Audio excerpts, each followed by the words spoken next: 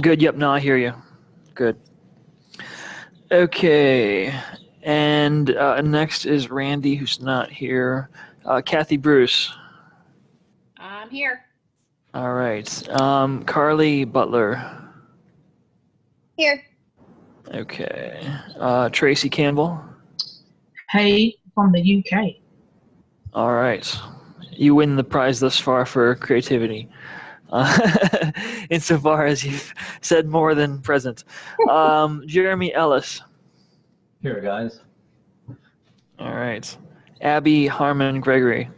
Hey, from Atlanta. All right. You were a little faint on the microphone, which is fine for now, but just if, coming up, if your talk, we'll maybe want to address that. Chris Howe.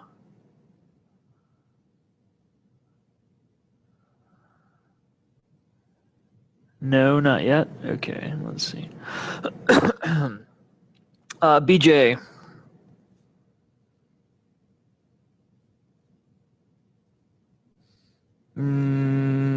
No BJ yet. Okay. Arda. Hello. And Brennan. Here. Ian. I am here. Welcome. Valerie. Yes, I'm here. Dwayne. Dwayne, did I see you? Stu. Here. All right. Nick.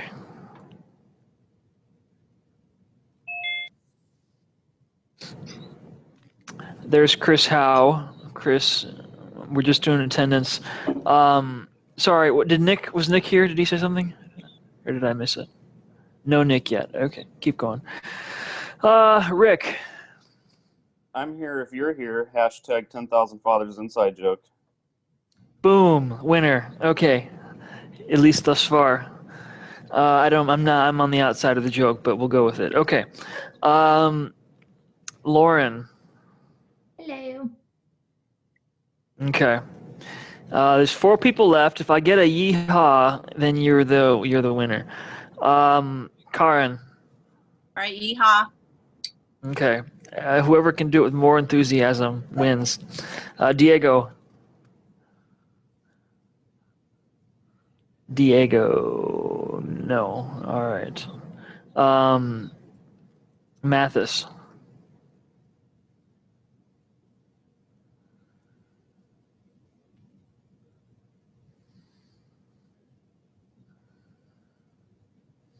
Okay, so no Mathis either. Is that right? Okay. All right. Hey, Diego, welcome. We're just doing attendance right now. Remind me, what state do you live in? Wisconsin. Wisconsin? Milwaukee, Okay. yeah. I was thinking maybe you're in the South and you could give us a good yeehaw, but I'm wrong about that. All right. And then lastly, so I'm sorry, is Mathis here? Is that the last one that we were doing? No, Mathis. And then lastly, Derek. Hey. All right, welcome. Okay. All right, attendance is taken. If there are any more stragglers, we will give them a hard time. Let's try to shame them as they enter late, perhaps. Okay. Mathis All said right. he'll be on in 5 minutes. Sorry, what? Mathis said he'll be on in 5 minutes. Okay.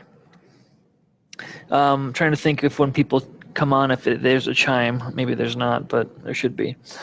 Okay. All right. Are there any prayer requests that you have for today before we get into our material?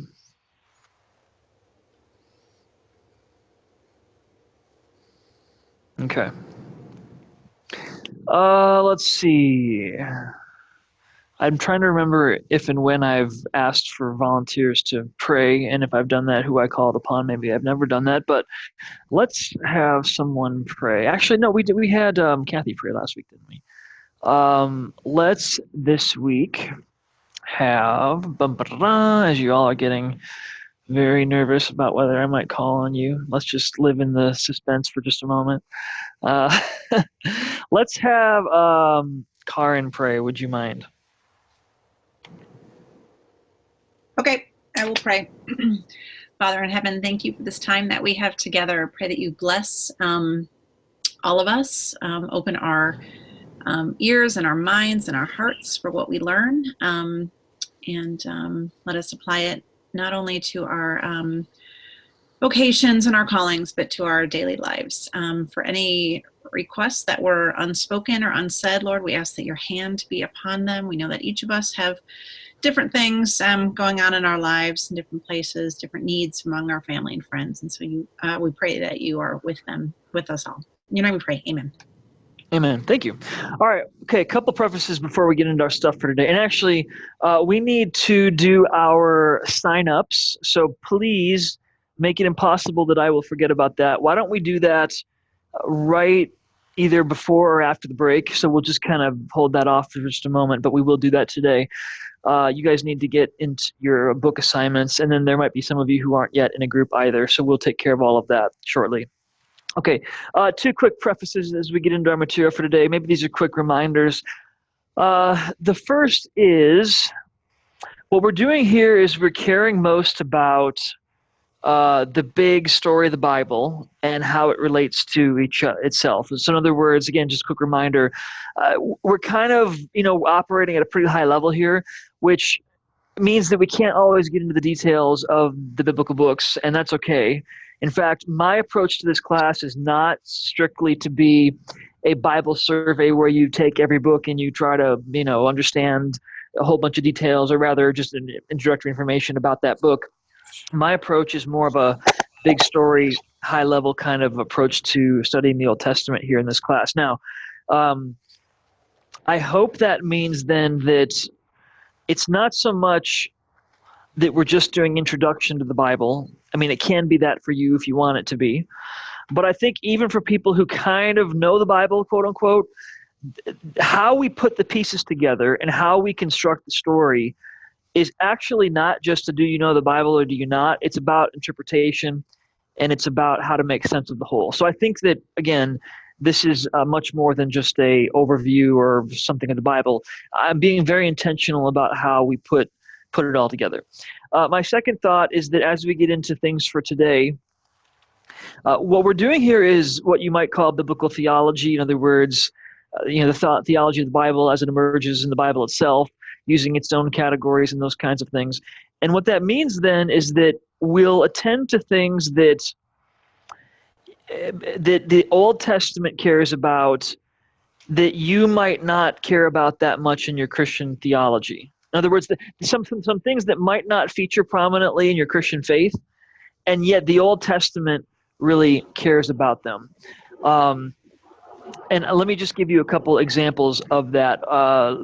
Things that the Old Testament cares about that you might not think about that much. How about this? The land, right? The land is a major issue, major theme, concern of the Old Testament. How about the temple? Well, you know and care about the temple in some ways, but the temple is at the core of Israel's faith. Here's another example, and we're just about to talk about it. And I think we mentioned this last week at the end. I'm trying to remember. For the Pentateuch, for Deuteronomy in particular, Israel is only to make sacrifices at the chosen place, which will later become the temple. I mean, in Moses' time, it's the tabernacle, but later it will become the temple. And they're not supposed to make sacrifices anywhere they feel like. If they live out in the country, don't just make a sacrifice anywhere you feel like it out in the country. Rather, you are to go to the chosen place. So the idea here is the centralization of Israel's worship, or their sacrifices in particular. Now, actually, I'd rather use the word sacrifices than worship, because worship is bigger than sacrifices. Many of you are worship students here. I don't want you to think that they couldn't relate to God or pray or sing Kumbaya out where they live if they don't live in Jerusalem. So it's really the sacrifices part that we're focusing on here when we talk about centralization. But okay, I'm doing this all as a preface just to say that we want to attend to what the Old Testament cares about, even if these aren't things that you talk about every day in church. Are you with me? Or in your own spiritual life? Okay. All right. Let's do this. And by the way, I feel bad calling you out, but Nick, I think I'm going to ask you to actually disconnect and rewatch the video, if that's all right. Okay. We kind of have a set of rules, and one of them is not to be in a car at the time, both for your safety, but then also for the learning environment. So we can connect after class, but yeah. Sound good? All right. So there you go. That's a reminder to the rest of you. That's not good. Okay. Are there any questions from last week that you wanted to bring back up? Yeah, I had a question. Yeah. Sorry, I was just typing that my Zoom had just crashed. Okay, so in the Deuteronomy 30 reading that we did, so I've always been of the mindset that, like, from the New Testament, that the law was this impossible schoolmaster that was meant to drive us to Christ. And yet in Deuteronomy 30, the reading we did, it says in verse 11 that the commandment I command you today is not too difficult for you, and it's not out of reach. It seems Deuteronomy seems to have a bit more optimistic approach to the law than the New Testament does.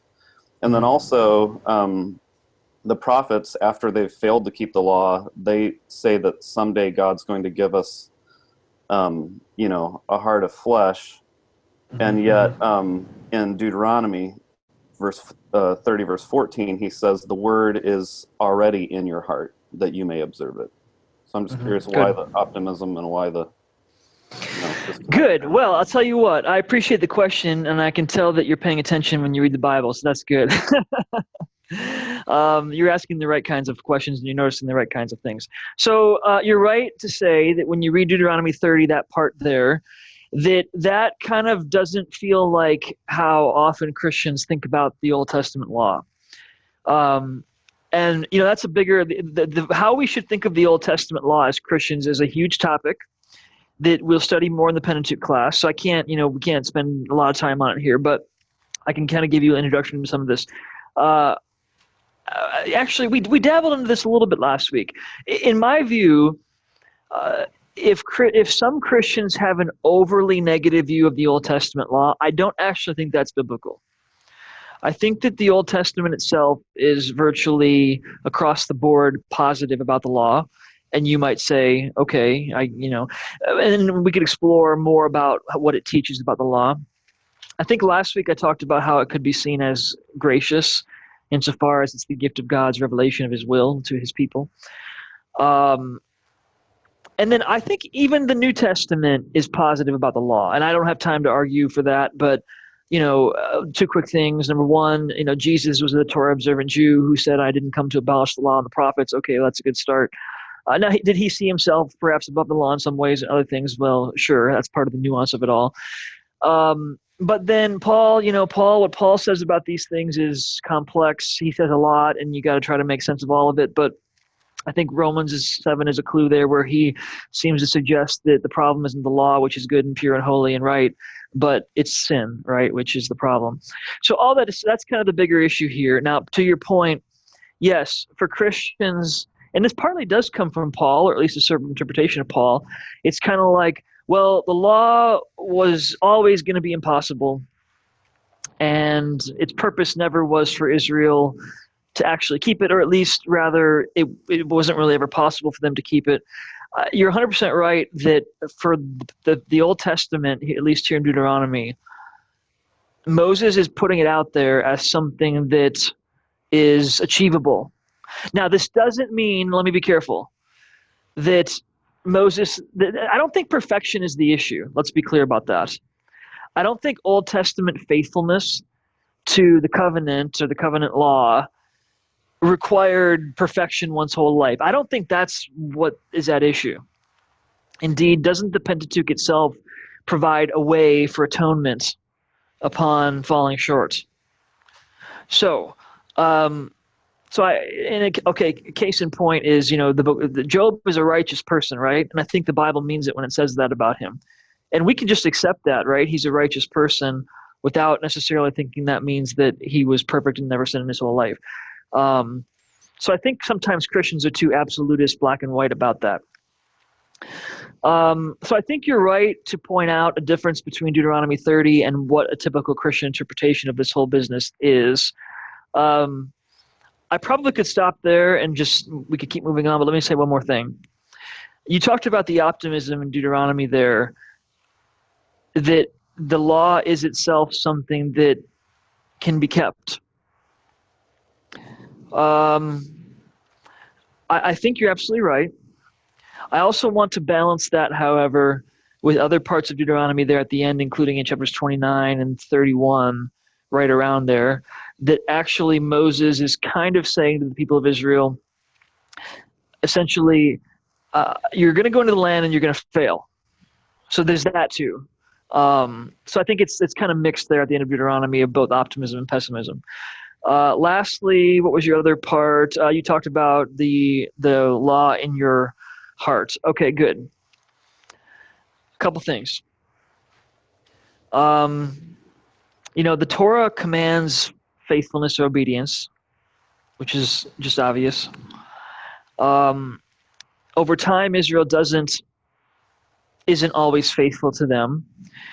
And then there are moments later in the prophets where the prophets say that God will have to change them internally. And one of the ways that that's described is that he will put his Torah within them. I'm thinking of Jeremiah 31, for example. And I think that Deuteronomy has something similar, that it uses different languages, but in one place in Deuteronomy, it says, I will circumcise your hearts. So that's also kind of this idea of God changing them from the inside,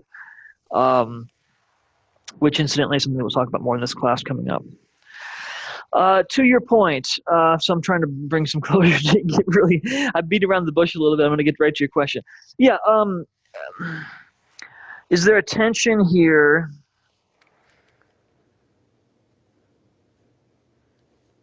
For Deuteronomy, it's already in your heart.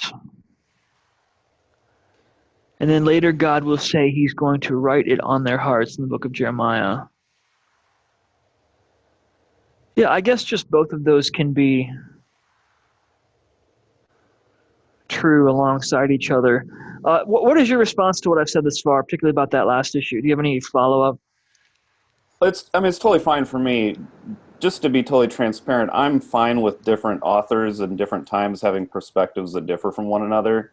I know a lot of people aren't going to be comfortable with that, but I was just curious how you'd handle that, because to me, this is a difference in perspective to me. So yeah, and I think that's in some ways just to be expected. In other words, there's a certain coherence and unity to the Bible, certainly, and yet the Bible can say different things in different places that aren't, and the point isn't that they're quote unquote contradictions, it's just they can be complementary, that's fine.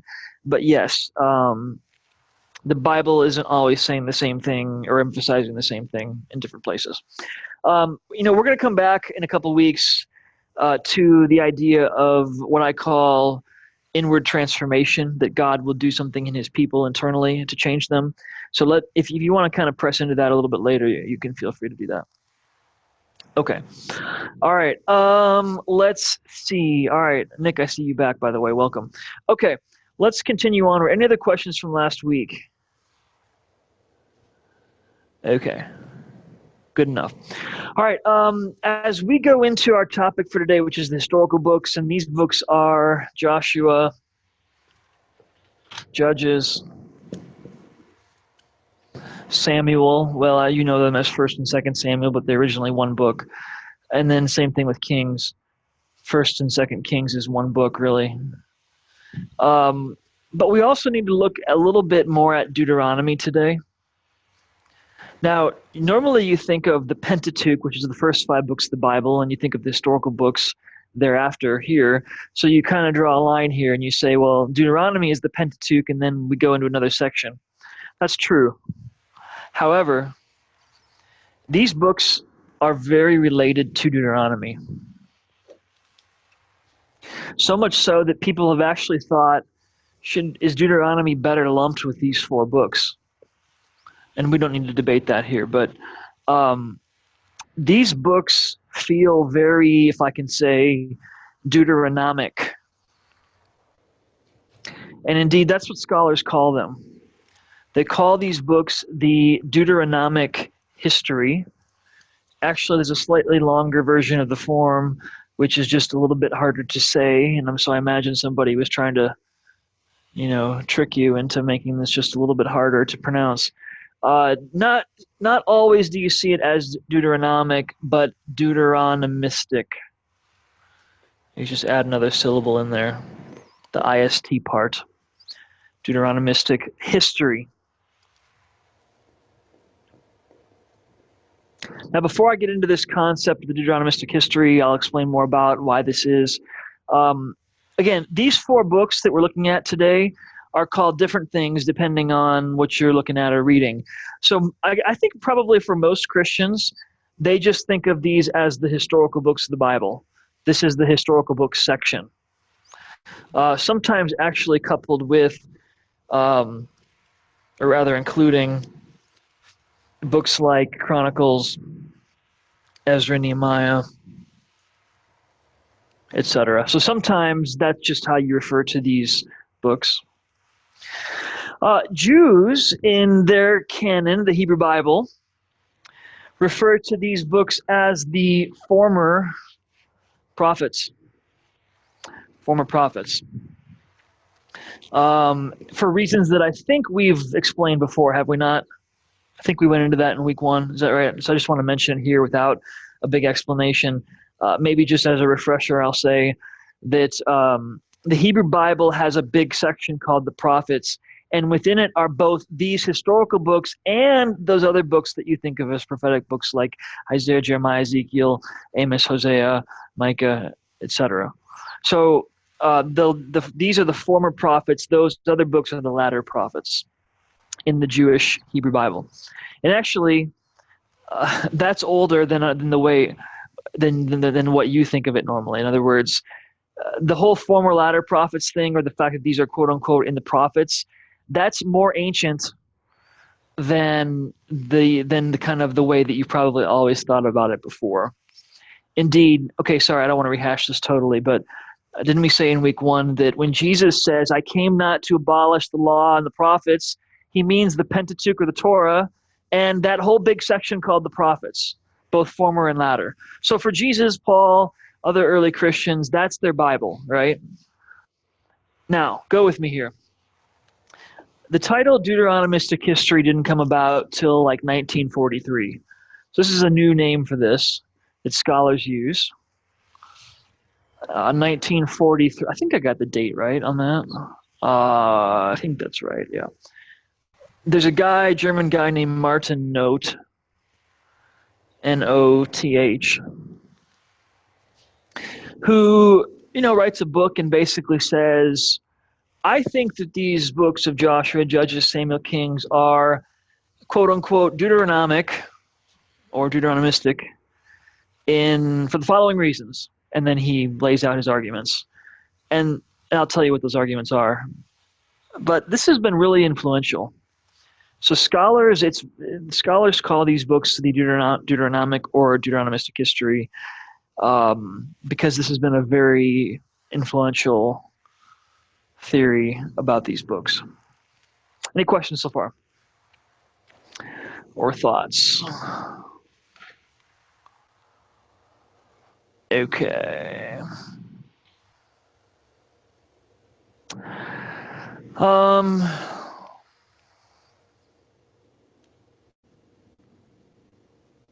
right, let me explain why we might call these books the Deuteronomistic history. All right, let me give you a couple examples. I think the big overarching argument is this, and you can write this in your notes if you're so taking notes. The historians that are writing Israel's history are interpreting or evaluating Israel based on Deuteronomy's commands. That's the big idea. I'll say it again. The historians who are writing these historical books of Joshua, Judges, Samuel, Kings, they're historians. By the way, they're also kind of prophets, prophetic historians, if you will. They are interpreting Israel's history, or rather evaluating Israel's faithfulness based on Deuteronomy's instructions or commands. That's the big idea. Now, that is kind of expected. In other words, there's a certain way in which that makes a lot of sense. Let me tell you why. Because among the books of the law, the Torah, again, you've got the Ten Commandments, and you've got Leviticus, and you've got some laws and numbers, etc. But Deuteronomy in particular, among all of those laws, Deuteronomy, if you remember from last week, was the section of laws that was specifically about life in the land. You remember that? We said that, I think, last week. Why is that important here? Well, these historical books are the books that talk about Israel's history in the land. So then it makes sense, a lot of sense actually, that they're going to look to Deuteronomy's instructions, which again were about life in the land, as the basis to evaluate Israel's history. That's the big idea. And when we say evaluate, here's what I mean. Biblical history doesn't just give us bare facts. It tells us what we should think about the facts. I don't know if that sounds like a revolutionary idea to you or not. Maybe it just feels obvious. In other words, it doesn't just say King so-and-so reigned and he did this and he did that and he, did one more thing and the next thing and he reigned for 30 years and he died and then on to the next king. It doesn't just do that. That would just be a just the facts kind of approach to telling history. Instead, biblical historians interpret history. Now, what do I mean? Well, they give us the divine opinion. They tell us what we ought to think about history, and they're claiming that this is God's perspective on history. So just, again, a case in point. We're not just told what the kings did, but we're told if what they did was good or bad in God's eyes. You've read Kings before, right? And when they're doing that, again, they're telling us what we ought to think about it, but then they're claiming to give the divine opinion, what God thinks about this. And now, it might be when you hear the word that they were interpreting history, that might, I don't know, to you feel a little risque or something like that, because it might kind of feel like, well, how do we know that they interpreted it right then? Or you might then just jump to, well, how do we know this isn't all just an agenda? And, that this isn't just their own bias, or who knows what other political motivations they had. You might go there. Well, what I would say is that, roughly speaking, I assume that if the Bible is inspired, that what they say about God's opinion is accurate, generally speaking. I'm actually comfortable to call it interpretation. They're interpreting history. I actually don't even mind too much if we say they have an agenda. That sounds bad, but they do. In other words, they have a reason for telling history, and there's a point they want to make and a bigger outcome they want to make for religious purposes. And, that's okay. I don't know if the word agenda sounds bad or not, but again, insofar as there's God's inspiration in this, then I don't have a problem worrying too much about their quote-unquote agenda. Your thoughts on that? Well, we're really talking about how biblical writers or ancient historians told history. Any thoughts?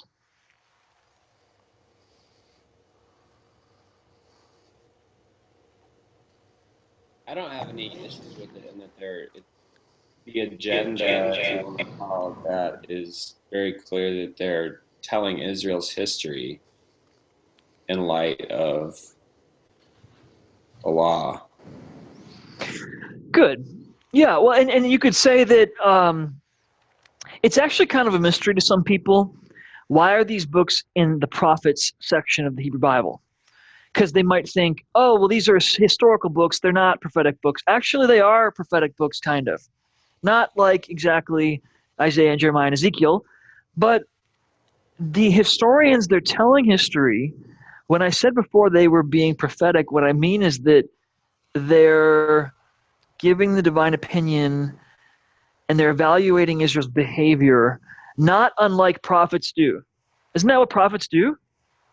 So actually, it kind of makes sense that these are, in a different kind of way, still prophetic books.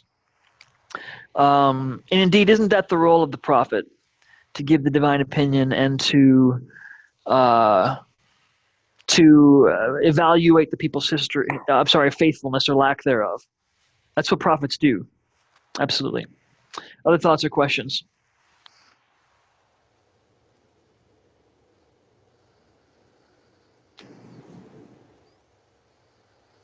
Okay. So yeah, and in fact, I think, if you're looking at the slides, that's one of the first things that's important. And did I get this right? Is that, the interpreted history part. That's kind of what we're getting at here, is that biblical history writing isn't just the facts, it's interpreted history.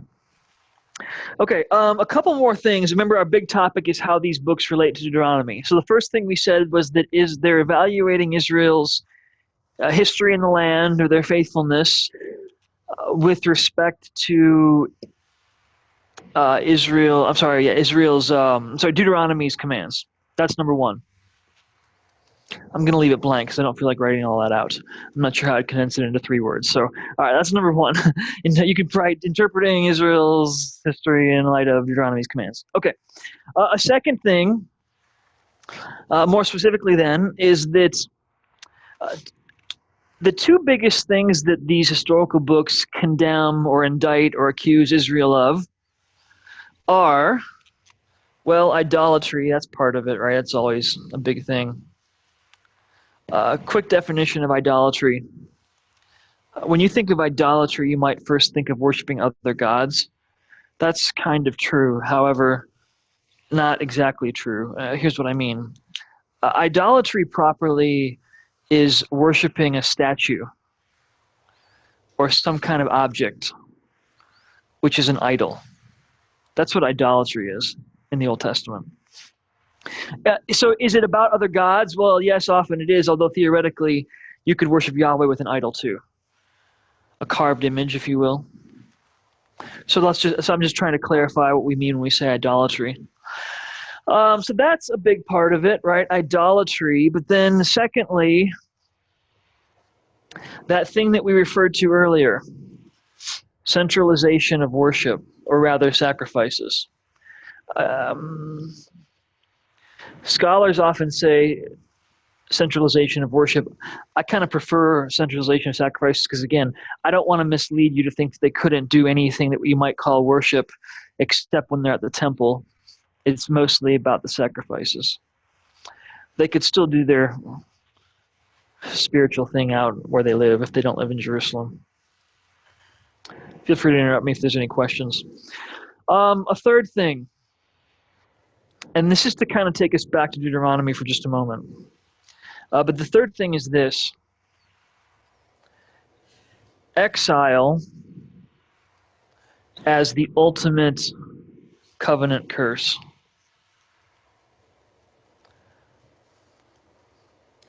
So we're tying together right now last week and last book of Deuteronomy and kind of these historical books then that follow. These are very related. So let's do this. I want to take us back to Deuteronomy for just a moment. Last week we talked about covenant and treaty, right? Covenant and treaty are kind of synonymous. Well, all right. I'm trying to remember how deep we got into that. I don't think we went super far into detail on purpose. Did we end up talking last week about curses and blessings? Did we get into that? I don't think we did. Okay. All right. ancient treaties or covenants had built into them what you might call blessings and curses. And it basically worked like this. If you don't keep the treaty, all of these bad things will happen to you, the curses. If you do keep the covenant, all of these good things will happen to you, the blessings. And by the way, those are in the Bible. So you can go, if you're looking for some interesting reading tonight as you fall asleep, Leviticus 26 and Deuteronomy 28. They're there. Okay, and that's a normal thing in covenants and treaties, not just the Bible. All right, among the bad things they're listed in Deuteronomy 28, and it's things like, your crops will fail, and then it gets into you'll be overtaken by an enemy, a whole host of issues. The ultimate among the curses is this. Deuteronomy says, God will kick you out of the land. Exile. If you're wondering what exile means, we're just talking about forced deportation. And so again, the idea is Israel, if you get into the land and you're unfaithful to God, not immediately, but over time, these curses will come about, and the ultimate among them will be that God will scatter you among the nations. That's the way Deuteronomy puts it. By the way, we're talking right now about things that the Old Testament cares about that you don't talk too much about in terms of Christian theology or faith, and that's okay. This is another example of that, where I want you all to lean into this and try to care about what the Old Testament cares about, because that's what we're trying to do here. We're trying to attend to the Old Testament's important themes. Okay. Is that clear on covenant curses and exile as like the ultimate covenant curse that would happen from Israel's unfaithfulness? Clear enough? Questions on that? Okay, well, that's the background. So let's go now to the historical books. How do the historical books relate to that? Well, I think that they are going to interpret Israel's eventual exile as indeed the coming of the covenant curses. So there you go. These three things, and if it weren't clear, these three things are about why we call these historical books Deuteronomic or Deuteronomistic.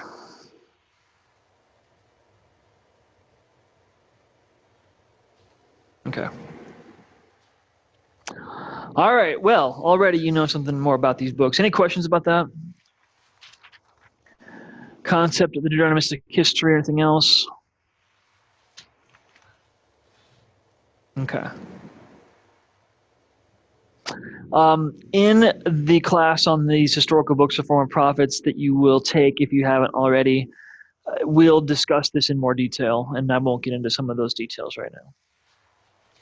All right, let me erase some of this. A couple more things I want you to know. Again, we haven't yet jumped into each book specifically. We're just kind of trying to get a wide-angle view of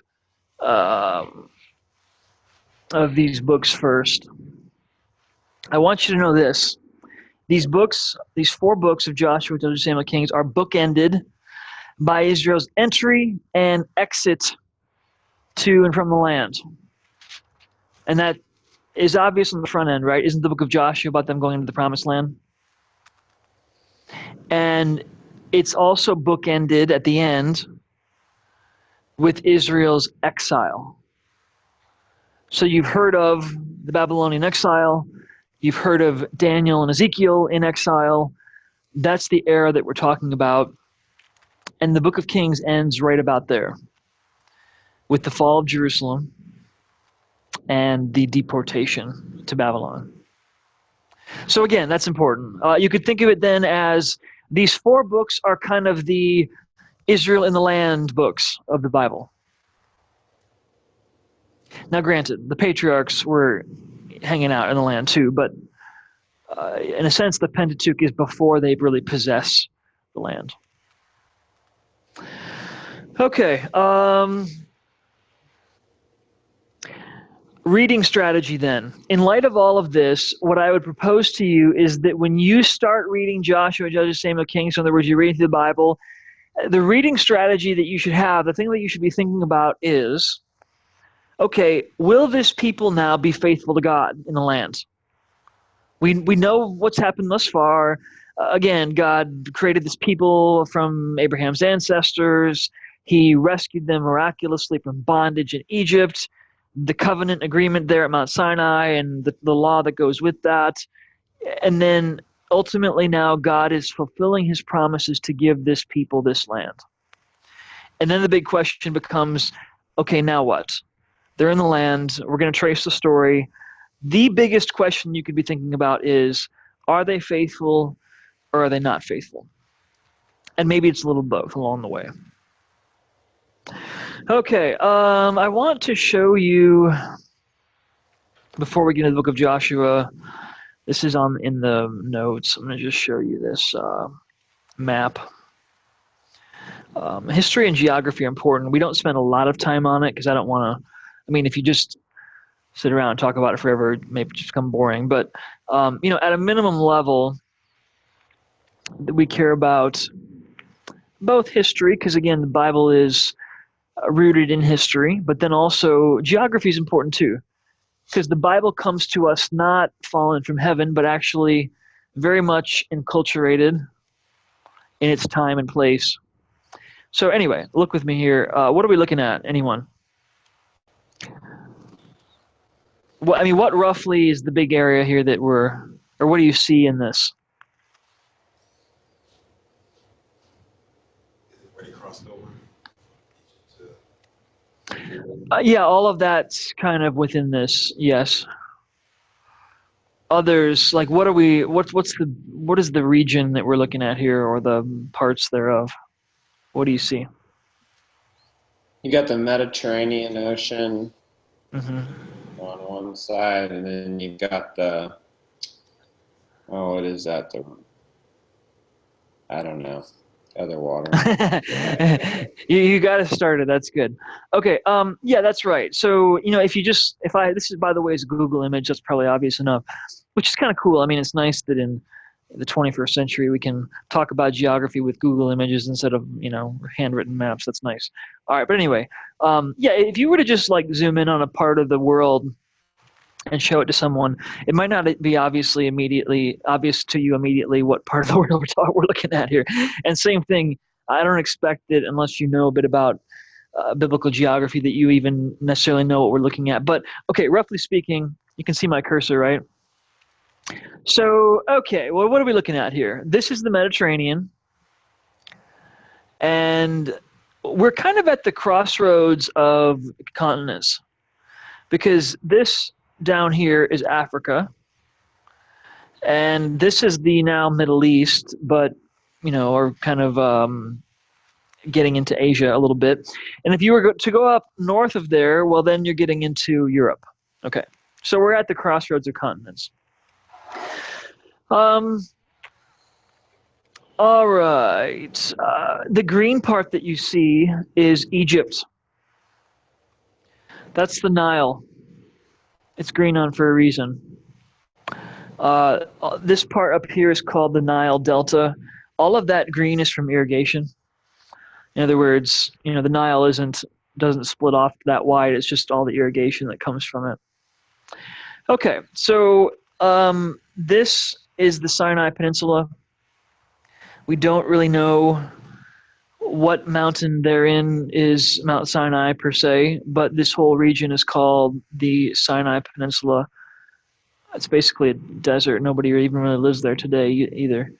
And then up here, this is the part of the land that is the promised land. You see this little body of water right up here, following my cursor. That's the Sea of Galilee, which then flows Jordan River down into the Dead Sea. Where did my cursor go? I can't see it. There we go. Dead Sea is right here. All right, so stick with me for a second. Israel leaves Egypt. They hang out at Sinai for 40 years, and then they're headed to the Promised Land. Now, they don't actually go into the Promised Land straight up from the south. They're going to go over here to the side, camp out, at the foot of the Dead Sea, and cross the Jordan River to go into the land. Why did they do it that way? I don't know. Whoops. So right here at the foot of the Dead Sea, you'd cross the Jordan River. What's the first thing you come to? Jericho. But again, big idea being that this whole land here is the land of Canaan, the land to which God has promised his people. All right, so that's just a bit about geography. I do think it's important to kind of get into some of that stuff occasionally. All right, let's talk at high level about the books of Joshua and Judges, and then we'll kind of get into some theological themes of the book of Samuel and the book of Kings. So high level, again, book of Joshua. Let's start there. The book is about Israel's entry into the land. Joshua now is their leader. Quick side note, the names of these books does not necessarily connote their author. So the book of Joshua, the fact that it's called that doesn't mean that Joshua is the author. It's just, a book about Joshua's time or his era, if you will. Who wrote it? Well, we don't know. Probably a group of anonymous scribes, and we'll just leave it at that. So same thing with the book of Samuel, same thing with lots of other books. So the book is about, again, entry into the land as the fulfillment of God's promises to his people. A couple things. Do people live in this land, or is it an empty land?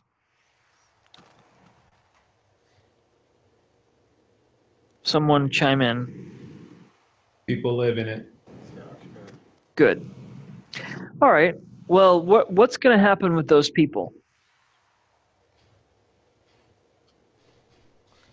God's going to drive them out. Drive them out? That doesn't sound so bad.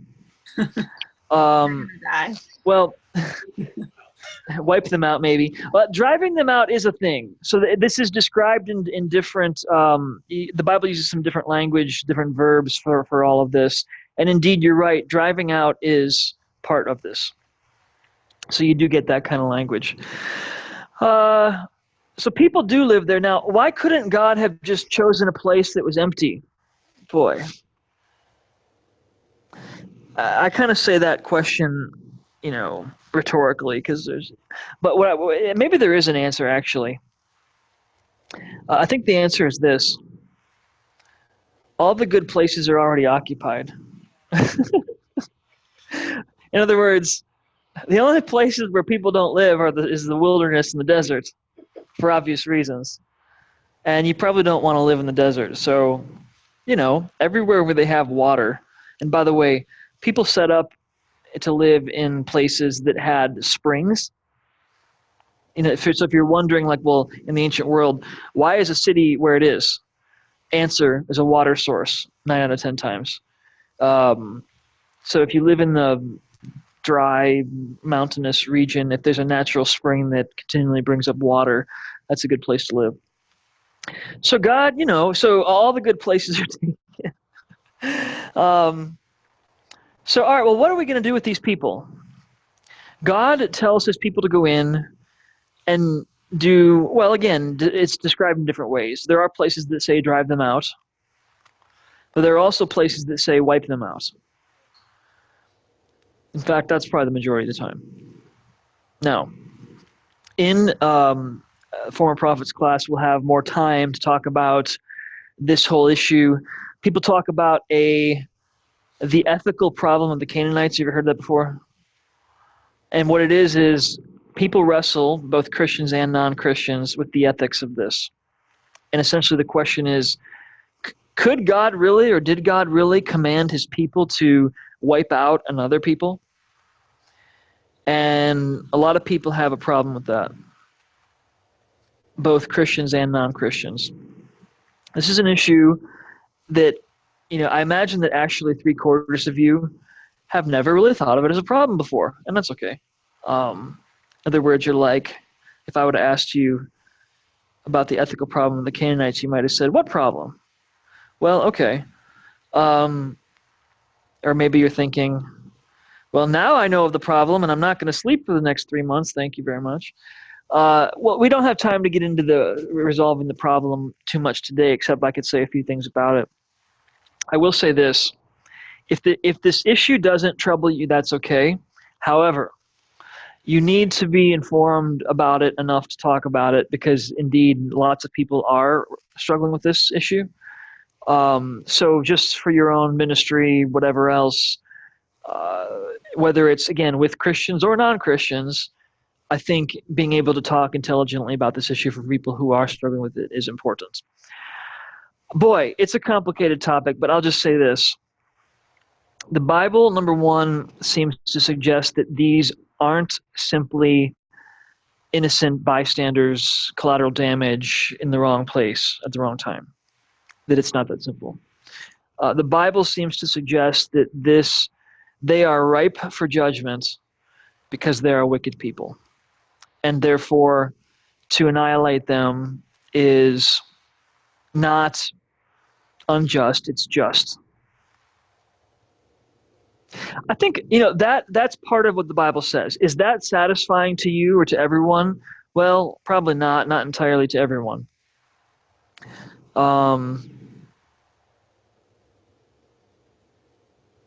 There are plenty of Christians who are wrestling with this and actually just giving other kinds of answers. They're saying things like, I think at the end of the day, the Bible here doesn't reflect God's true character. There are Christians who say that. They just say, no, I don't think actually God did ask them to do this. This is, Israel, I guess, got to tell the story, and they put this in their Bible because they interpreted it this way, or they recounted their history this way, or whatever else. But they would say that actually, no, God didn't do what the Bible here depicts him as having done. So there's different Christian answers to this. I don't want to completely stifle conversation on this, because I think we do have like a moment or two if you want to ask a question or make a comment. But at the same time, this topic deserves a lot more time, and we'll have that time sometime in the future in another class. Any thoughts, just initially, about this, or questions? Anyone? I might have a question I'm not sure how to ask, so I'll fumble through Yeah. it. In the sense, thinking about the authors interpreting history, could there be a sense in which this is interpreted by them as a slaughter and not just I don't know, could it be interpreted differently from their perspective as being a strong nation or a strong people? Good. All right. Well, you're asking a really good question. You're right to piggyback on the fact that we just talked about how Israel's historians are interpreting history. And that meant a couple of different things. It meant the evaluating Israel's faithfulness part. That's part of it. But I would agree with you that it's more than that, what it means for them to interpret Israel's history. These are things that I would get into in the Foreign Prophets class, where we deal with historiography or history telling more. Remind me, did you guys, some of you take that class, or which class did you take? Pentateuch, or was it? I think some of it. I took Former Prophets before. Okay, so we would have, for a few of you then, we would have talked about some of this stuff before. Let me give you a refresher.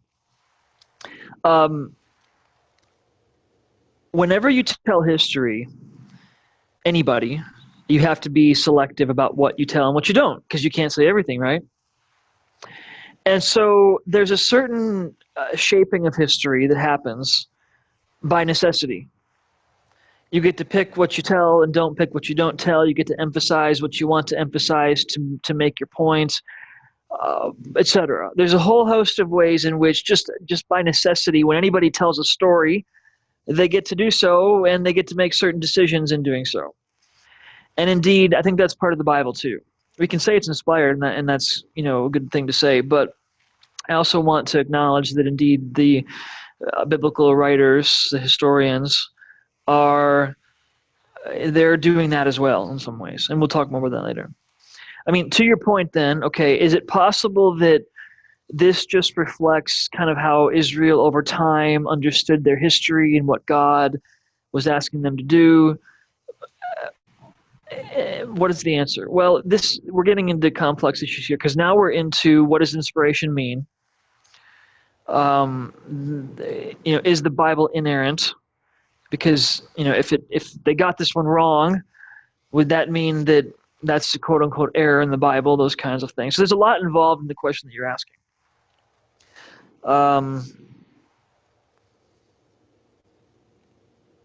Brother, where to start with this? I kind of don't want to get into it too far because it's hard to kind of scratch the surface of this question without spending a lot more time on kind of the side issues. But to answer your question, is it possible that Israel later down the line, as they're telling this story and recounting their history, that either this is their theological interpretation that doesn't fully reflect God's character, or is it possible that they got some of the details wrong historically? Those are loaded questions. I'm someone who believes that indeed there are human kinds of contributions. How the Bible came to be is a very human process. And yeah, the other thoughts on that? It seemed like the authors that you had us read focused on the fact that the people groups that were driven out or killed practiced human sacrifice, that was a pretty big linchpin reason for God using the Israelites to bring judgment on them. Yeah. I guess I'd say, do you have anything to add to that, or? Well, I'll say this. We're modern day people, or maybe postmodern, but you know what I mean. And the idea of divine judgment in general isn't always palatable to human sensibilities, modern sensibilities. And so I think sometimes people, modern people, Christians and non-Christians, just kind of have a problem with judgment in general. It doesn't sound like a nice concept. And yet, I see people actually long for justice in the face of injustice. So are we on the same topic here? Kind of, sort of, yes.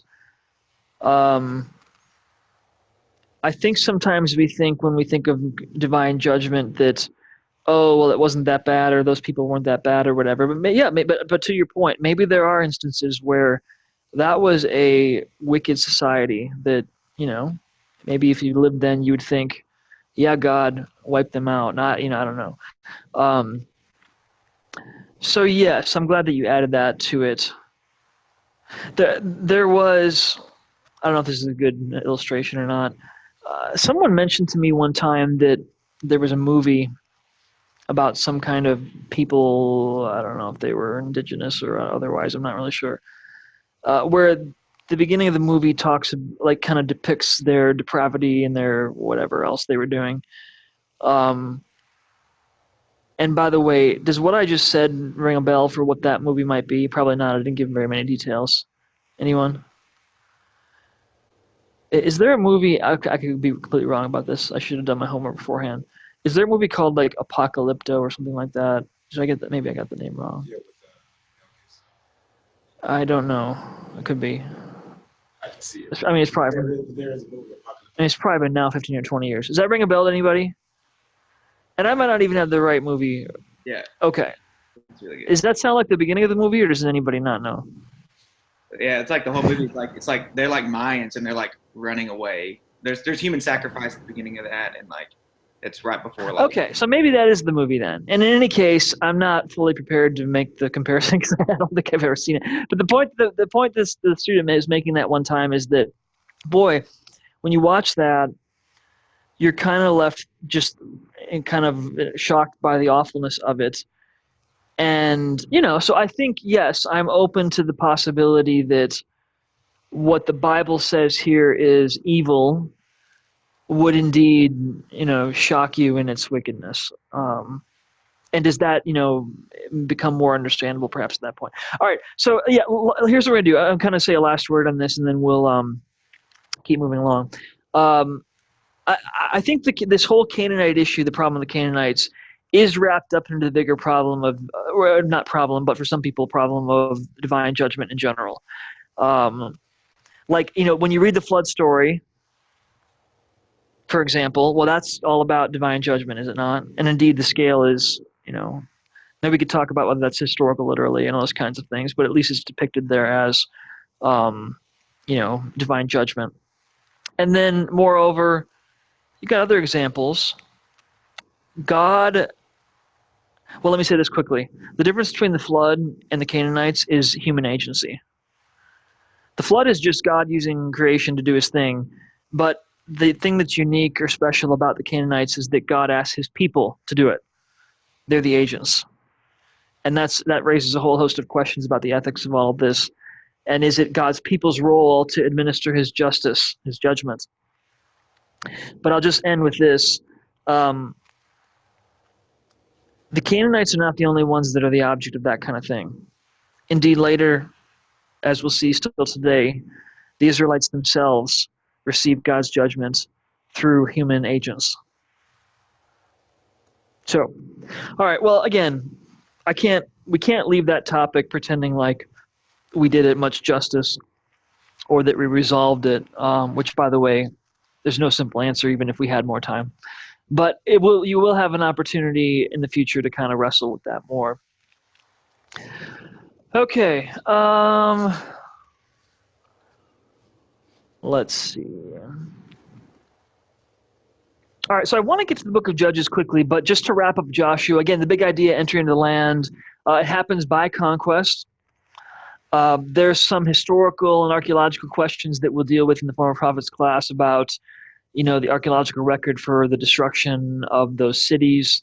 That's for a different day. One thing I want to mention to conclude is that at the end of the book, Israel recommits themselves to God through a covenant renewal. I'm thinking of Joshua 24. That's an important passage to end out the book.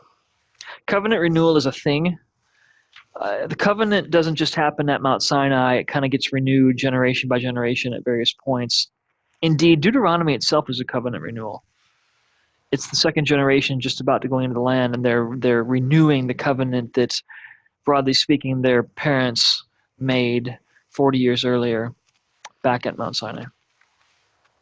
All right, let's do a bit with Judges, and then we'll take a break. Sound good? All right, Judges. Again, I probably won't get into a lot of detail here, but I wanted you to know a few things about the book. First, a judge is maybe kind of a tribal ruler, if you will, tribal leader. When you think of judge, you think of a person in a robe with a gavel. Well, that's not what we're talking about here exactly. Did they do, that kind of? Did they do that kind of judging? Well, who knows? Maybe a little bit. But more broadly, they're leaders of the people, rulers, if you will.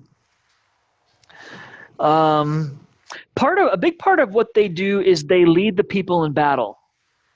They deliver the people from their enemies, as we're going to see in just a moment. We're into the book of Judges. They've been in the land now. They're still dealing with the Canaanites. They haven't entirely gotten rid of the Canaanites. And that's now become kind of a theme in these two books. The Canaanites are hanging around still. And what that means is that, some of the tribes of Israel have been said to not yet have fully gotten rid of the Canaanites among them. Let's see.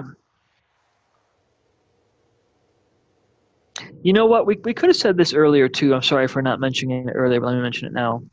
One of the reasons to get rid of the Canaanites, and this kind of goes back to Joshua and the conquest, is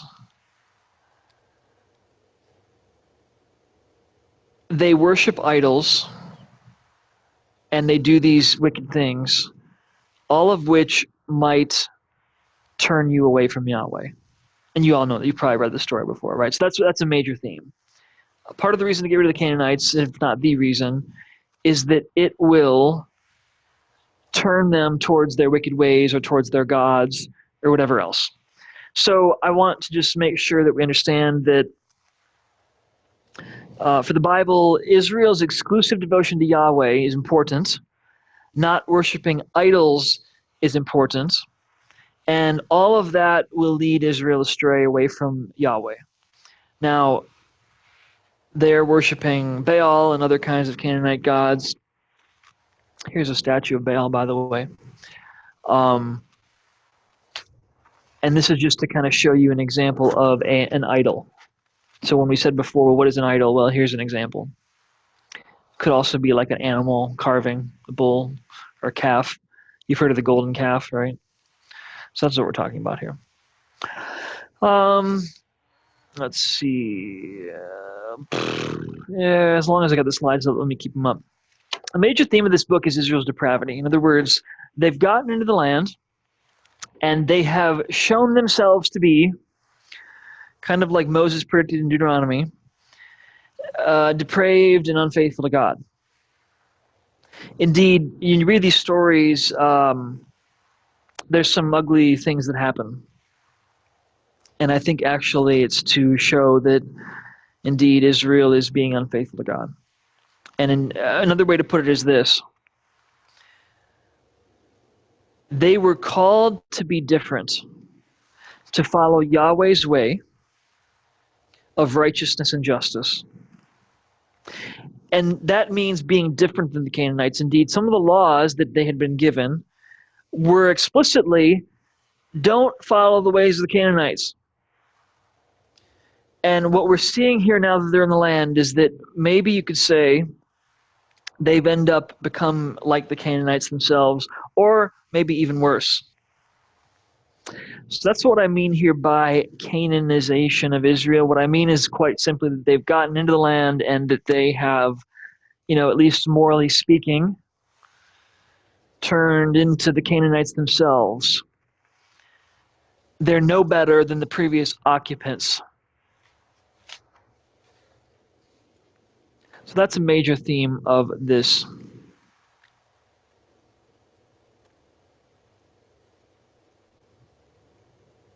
Got one more slide on Judges, and then we'll take a break. Any questions about that? Okay. All right. Lastly, I do just want to make you aware. Yeah, this is kind of basic, but that's okay. Let's still talk about it. I think when you look at all the Judges' stories, they kind of are all the same. Well, what do I mean? Well, obviously the names and faces and the details change. But they all kind of have a similar structure pattern to them. And the pattern is kind of like a cycle because it goes something like this. Again, you're reading the stories and they kind of sound like the following. Well, Israel worships idols, or the Bible says that they did what was evil in the eyes of Yahweh. And therefore, God gave them over to an enemy. And in their oppression, they call out to God for help, which, by the way, is kind of an Exodus, theme here as well. And then God delivers them.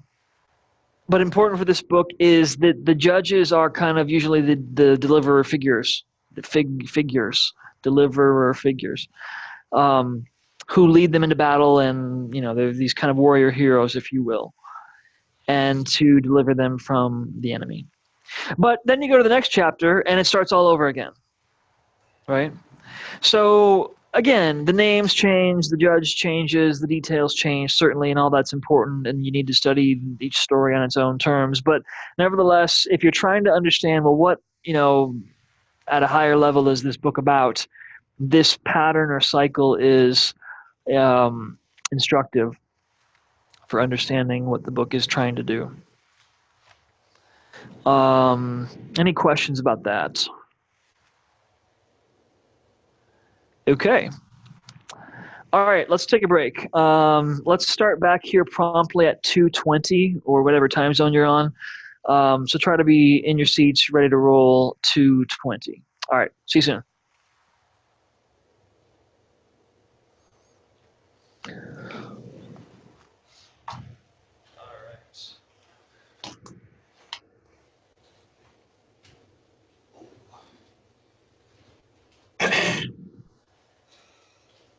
We're gonna get into the group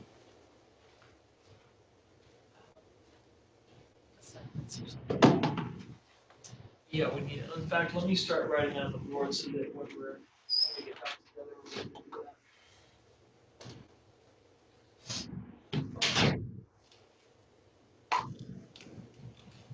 Cup of caffeine just knocked me out.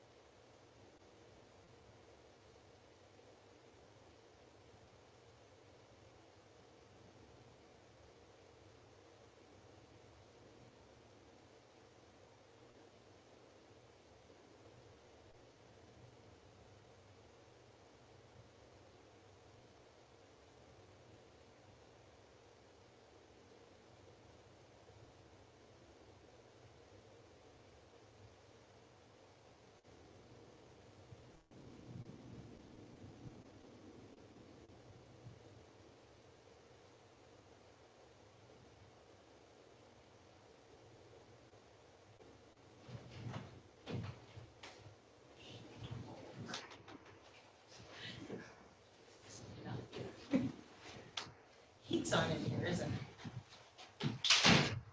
What's that? Heat's on in here, isn't it? That could be, yeah, we're changing seasons. I'm not sure everything's figured out in terms of the medicine stuff.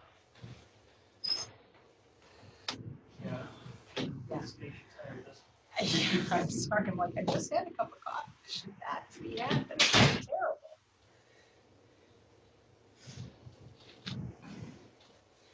Oh, boy. What do you want to do? You know, I'm sure he has some process of selection. He may do it randomly or let you choose. So it'll be interesting. Lord have mercy. You have a favorite? I don't know enough about any of them. Yeah, I to don't do know. anything at all. Well, I don't. I really don't care which one. Cause I mean, It's a time issue too, because you weekend before Memorial Day, right? yeah, but I mean, this is just oral presentation, right? Yeah, this is and so I'm not actually doing homework. This is the only project I'll be doing for the class. Well, you know, we got that. Well, maybe you don't have to do it, but we have a 10-page paper with 5 weeks. Well, it's not that I don't have to do it. Pages. I'm choosing not to do it because this is my busiest season of work, April and May. And I am gone the last 2 weekends of May, working out of town. So I'm not gonna have time. Okay. Which means I gotta get cracking like now on anything else. And that's my concern. Is I just June would have been fine. Seriously, this class had been like, I don't know. It's a busy season for me. It's trade show season. Running around like crazy. And I think I I'm sorry. didn't read what's required. Huh? I never even read what's required of it. I just knew we had a presentation. I didn't either. I got it up now. Students must research and create an 8-minute presentation on a New Testament epistle. Depending on the size of the class, this must be done in groups of 2 or 3. You must present on the last day of class, but you need to submit your final presentation PowerPoint file in week 9. Students should find their information from published written sources, i.e. not online. You may not use study Bibles as a source. There's nothing wrong with study Bibles, but I want to get you into the library looking for published resources. Cite at least 3 sources, including an introduction to the New Testament, a commentary on your epistle, and then he got a lot underneath that, but then he never get to the 3rd. Well, he just said including those 2. Provide a works cited page, cite your sources in the presentation itself simply with author's name, author last name, and page number in parentheses. Presentation should consist of 3 sections: background, message, and application. It's pretty straightforward, I guess. But does that mean you have to be prepared to answer questions? I would think So I think even if the class, maybe 1 or 2. nobody else in class asks them, I suspect he will. Yeah. So I know my last class we had last semester we had a symposium at the end of it, and we kind of went over how we're going to do it because we invited a lot of people to come attend it. But we had a question and answer section, but we had questions in place just in case nobody asked any to stir conversation. that's smart, actually. It's a symposium. You want to have questions. Yeah. I mean, now when you consider who attended, you know, it was just kind of a small scale thing, and so we didn't have America's most elite intellectuals attended. So, you know, That would have made me much more confident. yeah, I mean, but it was fine, you know. Yeah. Some of us had never participated in that type of format, so. Yeah, I keep every time I take a class. All right, we're going to do our presentation signups. Quick refresher.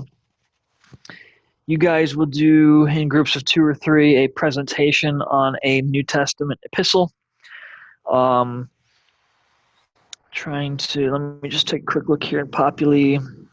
There are instructions in Populi for what those ought to be. So if you're kind of wondering details, you can see it here. So under lessons at the bottom, epistle presentation. And I won't today go into all those details. You can start looking there. Maybe next week we'll go into some of the details. But the gist of it is this.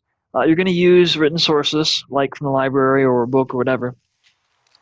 And then there's kind of 3 parts. One is you can talk about the background or the history the context of the letter, the audience, etc.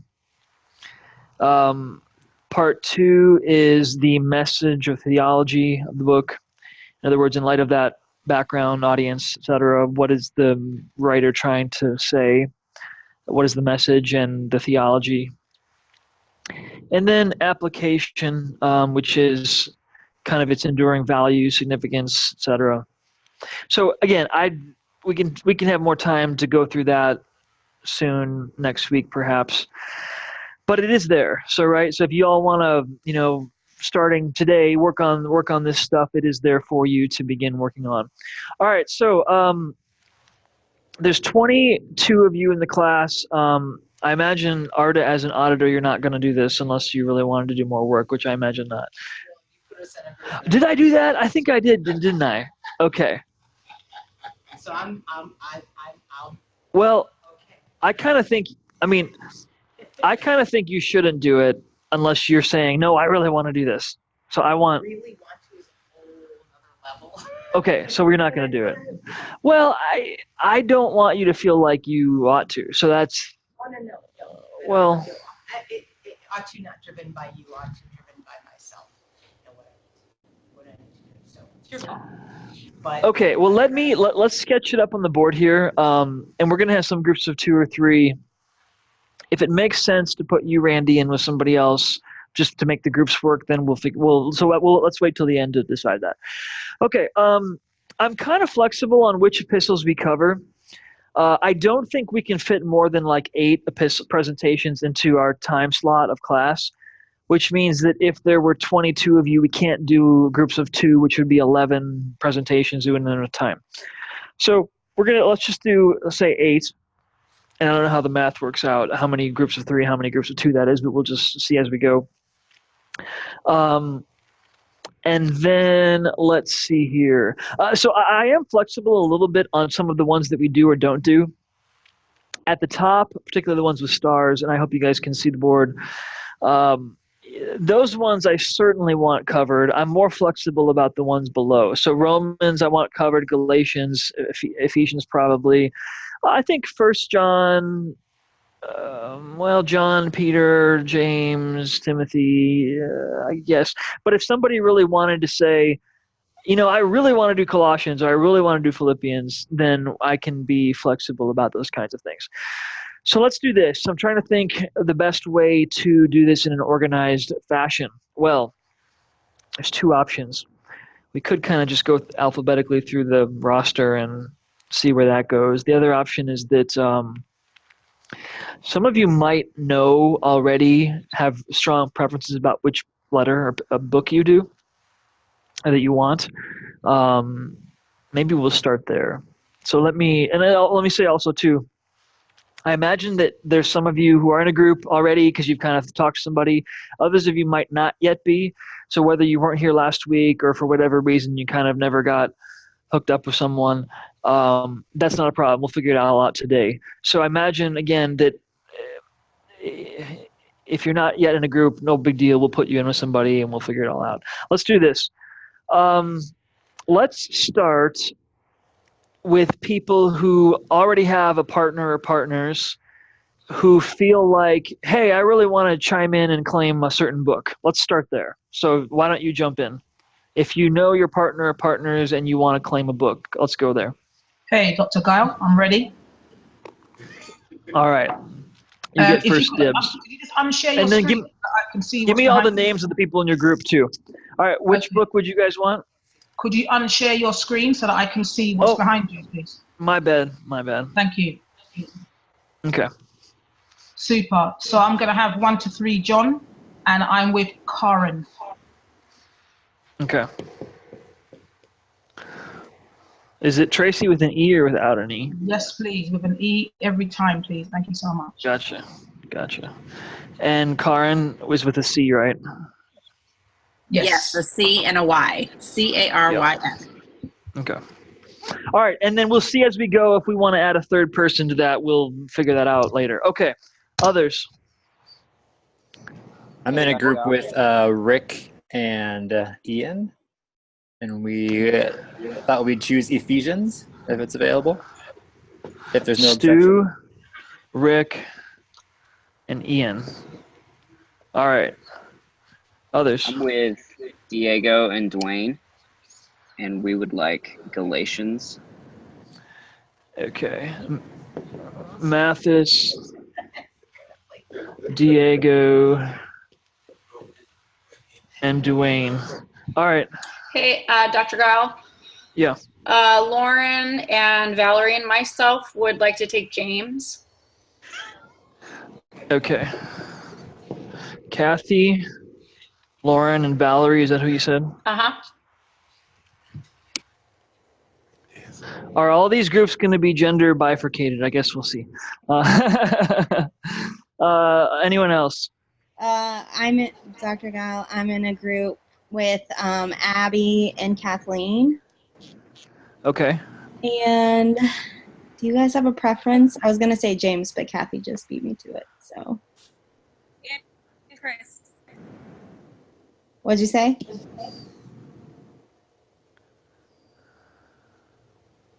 Okay. Sorry, my internet is freaking out. I said and Chris. Oh, and Chris.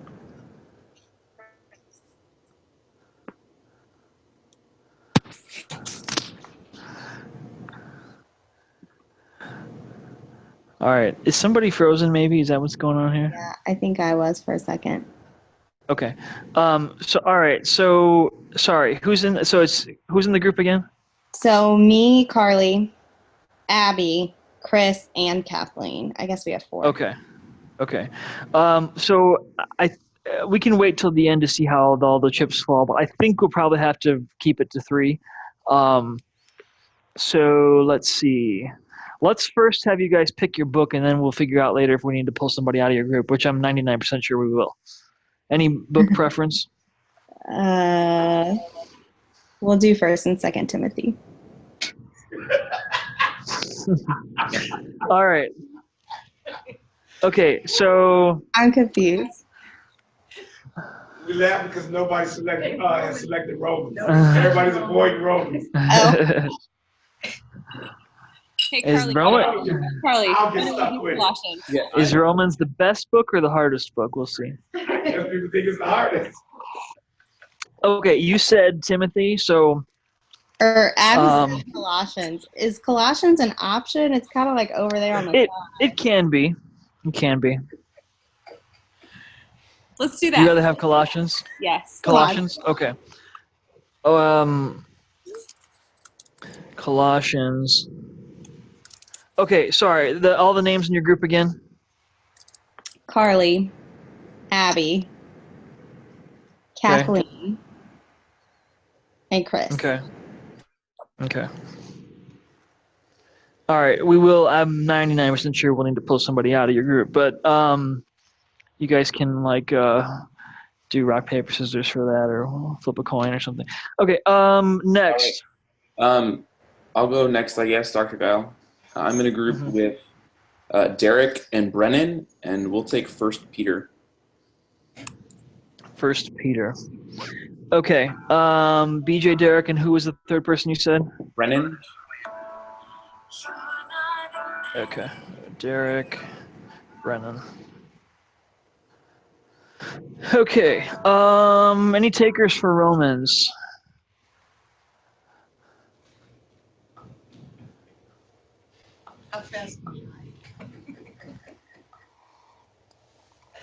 Randy, you're stuck.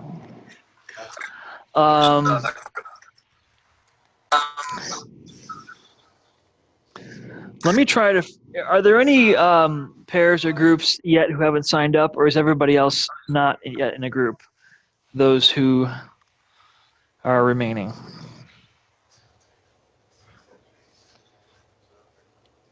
Let's do this.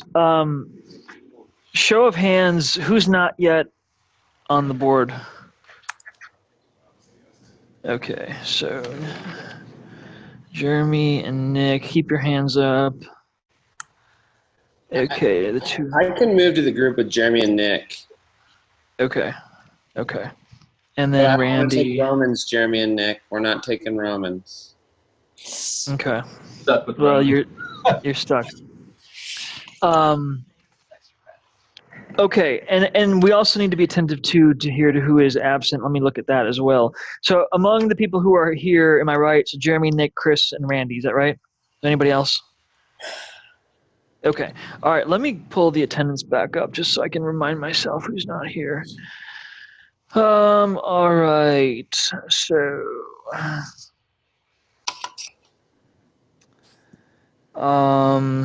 Mathis is here now. Nick. And then did Dwayne end up joining us? No. So Dwayne needs to get added to this as well. He's in Diego and I's group. Oh, you added him to your group. Okay. Yeah. Okay. Yeah. Okay. I gotcha. Okay. All right. So there's 4 people left.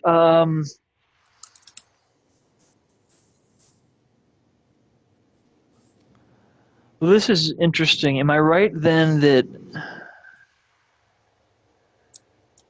if one of you went with the First John group, we'd have 7 groups of 3. That's actually not a terrible idea. Then you wouldn't have to be in it if that's all right. So let's do that. Let's do 7 groups. That'll help us with time on the week that we give the presentations anyway, to have one less group. And so, all right. So of the 4 of you, did I just hear it and miss it? Which one of you might go with one of the other groups? Did somebody say that, or was I just hearing things? I said I'd go with Jeremy and Nick. Okay. So if you guys are okay with that. If you're not, I'll go to a different group. No, that's good. Okay. Wait. I promise I'm good at kickball. Chris. Randy, why don't you go with Tracy and Karin? Does that work? Okay.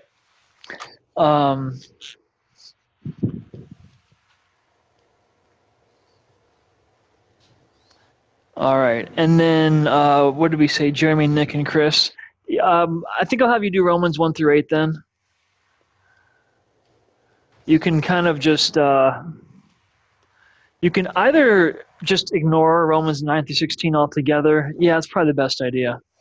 Doing all of Romans would be hard. So, okay. Well, I think that we're there then. The bottom part, I realize, or can you see it all? Oh, you actually can see most of it all there. I was thinking the podium maybe was covering part of it, but I'm going to take a picture of this. What else to say? Let's do this. Make sure that you all have each other's contact information. So just as an example, Tracy and Karin will want to just make sure that you guys are in touch with Randy. Why don't we try to do that at the end of class? Many of you are in the same program, so you might have each other's contact information already. You guys can do that, by the way, like in the Zoom chat box if you want to. But then let's make sure at the end that everybody's covered, and Randy is the one who's locally crossing into with the others who aren't local. So we'll just need to make sure that they touch space as well. Okay, all right. Sounds like a plan, right? You all can figure out on your own timing, when to get rolling on that and how you want to handle it. I will say this. You might want, in the presentation itself, you'll have to kind of divvy up like who does what part. And that kind of works okay because, again, there's 3 parts. There's background, message / theology, and then there's application. So it could be so simple as, you assign one to each person. I will say, however, that all of you will be responsible for learning broadly about the book itself. Let me give you an example. You can't really do the message without knowing about the background. You can't certainly do the application without knowing about the message. You get what I'm saying?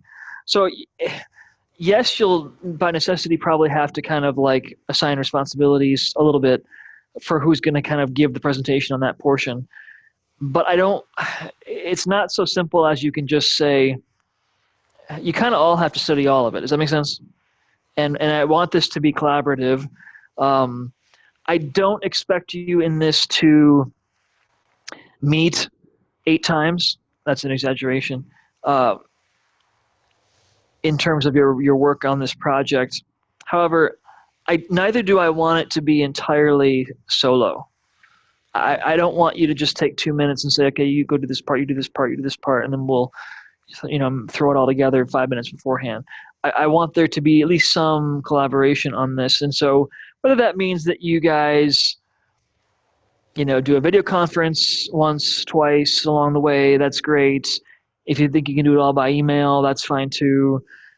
Collaborating. But yeah, just try to figure that out on your own. Okay. Any other questions about that? Yeah. Hey, Good. Oh, sorry. Go ahead. Thank you. Sorry, can I just check? Randy, is your surname Brown? Yes.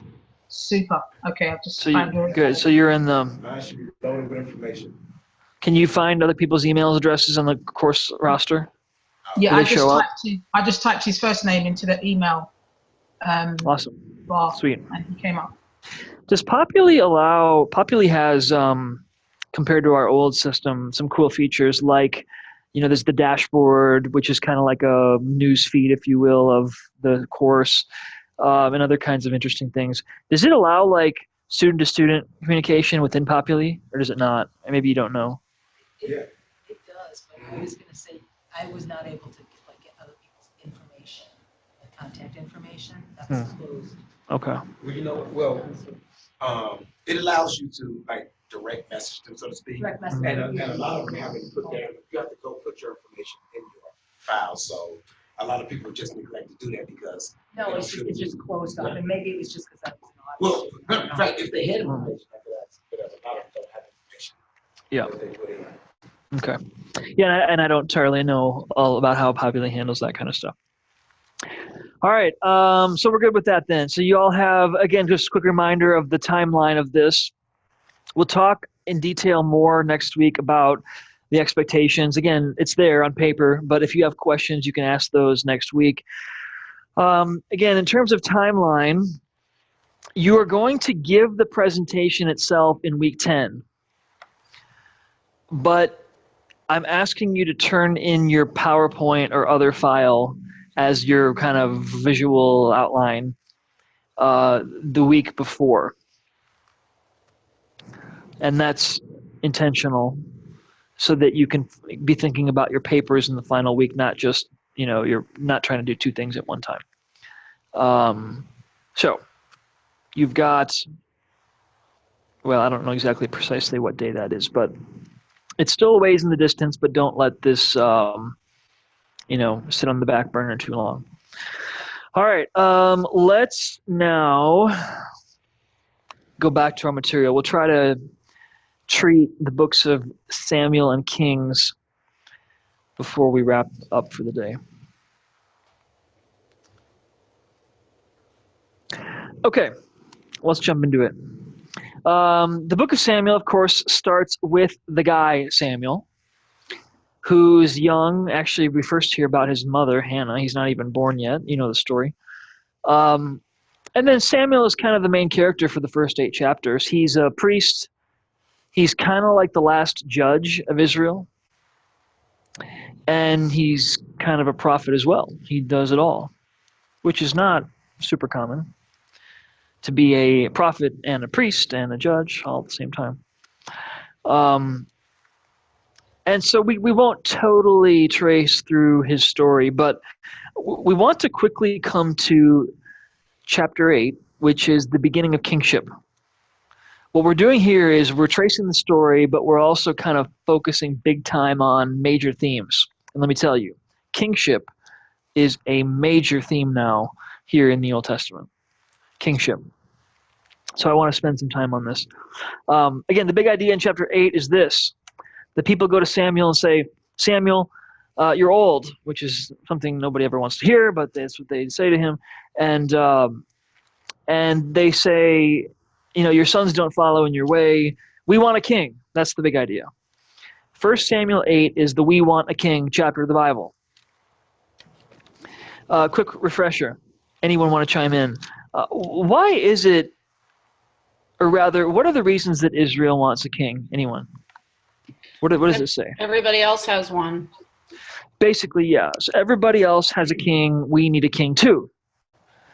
And, that kind of goes against what our mothers always taught us. If somebody jumps off a bridge, then don't jump off a bridge with them, right? Well, and actually, that's even more pronounced for Israel, because wasn't Israel called to be different, right?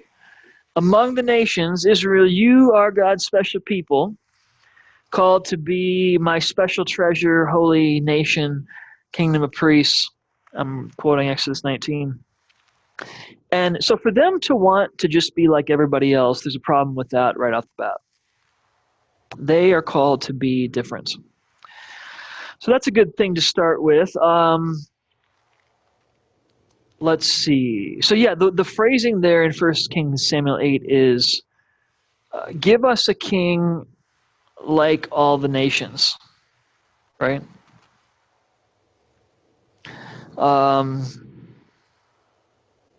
Good. So in God's eyes, was that a good thing or a bad thing? Anyone? The request for a king. It was a bad thing because they actually rejected God. Good. So God says, in requesting a king, a human king, God says, you have rejected me as your king. Good. So God isn't pleased. Now, there is a major theological question in all of this. And it relates to, okay, does this then mean that having a king was never God's intention or plan for Israel?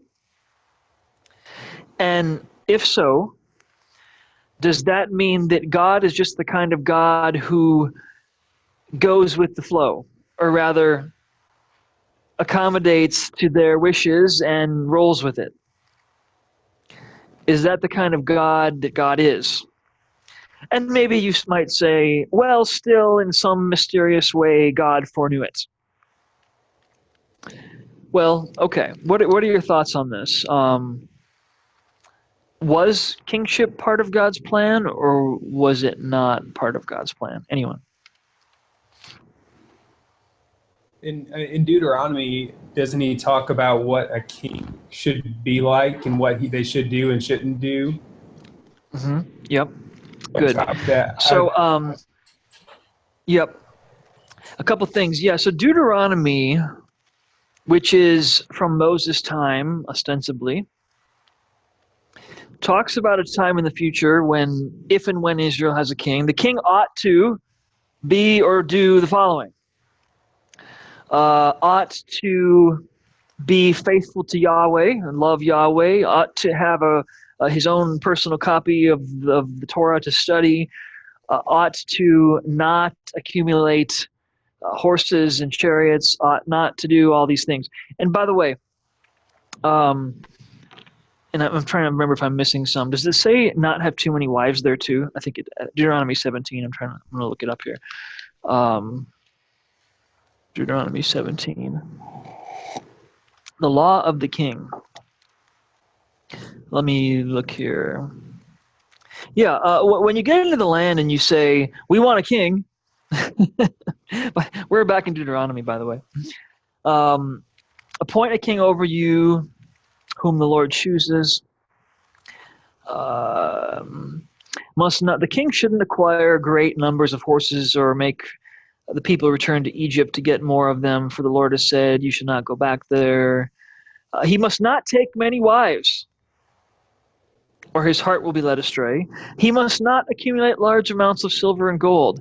What I wanted to say about this, and then it says more about when he takes the throne, he's to have himself copy of the law, etc. Some of that stuff sounds like, don't be like Solomon. Doesn't it? The what the king ought to be like reads like, don't be like Solomon. Okay.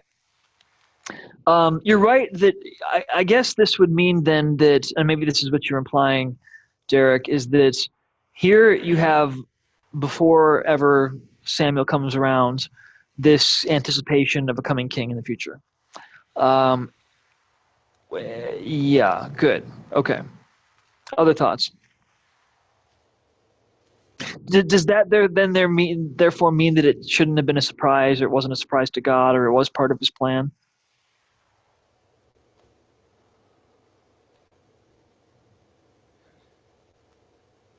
I think it's part of his plan, but it's too soon for them to be asking for a king. Sinful to be asking them for him for a king? No, Or too soon? Too soon. It's too soon for Okay. them to be asking for a king. Okay, so it could be a timing issue. I like that you're pressing into that, because actually, when we ask this question of, was it God's plan, or, what does God think about this? Among the options, you could just say, no, it was never God's plan. It was always a bad idea. It's inherently incompatible with God being king. You could say that all very absolutely. But I do wonder if there's other explanations like the one you said. Maybe it's a timing issue. Maybe it's not so much having a king, but it's why the reasons they wanted a king. Are you with me?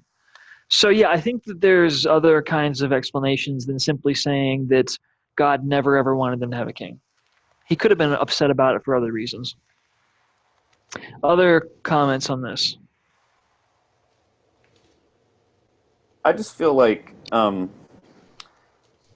the way Deuteronomy describes what a king is not to do is so closely connected to everything Solomon became that it seems very difficult for me to believe that Solomon just happened to disobey all of that. It seems more likely to me that Deuteronomy was arranged at a later time partially to critique what Solomon became and to say this is what in the world happened to us. I tend to agree with you. And in fact, I was going to state that the authorship of these pieces of parts of these books is debated, and scholars kind of argue about that kind of stuff. And again, I would say that Deuteronomy certainly can be rooted in Moses and Mosaic tradition, and yet insofar as it came together, edited, whatever, at a later time, is it possible that you would get something in there that, doesn't per se come from that earliest time frame? Well, this is related to the complexity by which biblical books came to be, and I am open to those possibilities. Okay. So let's kind of keep moving.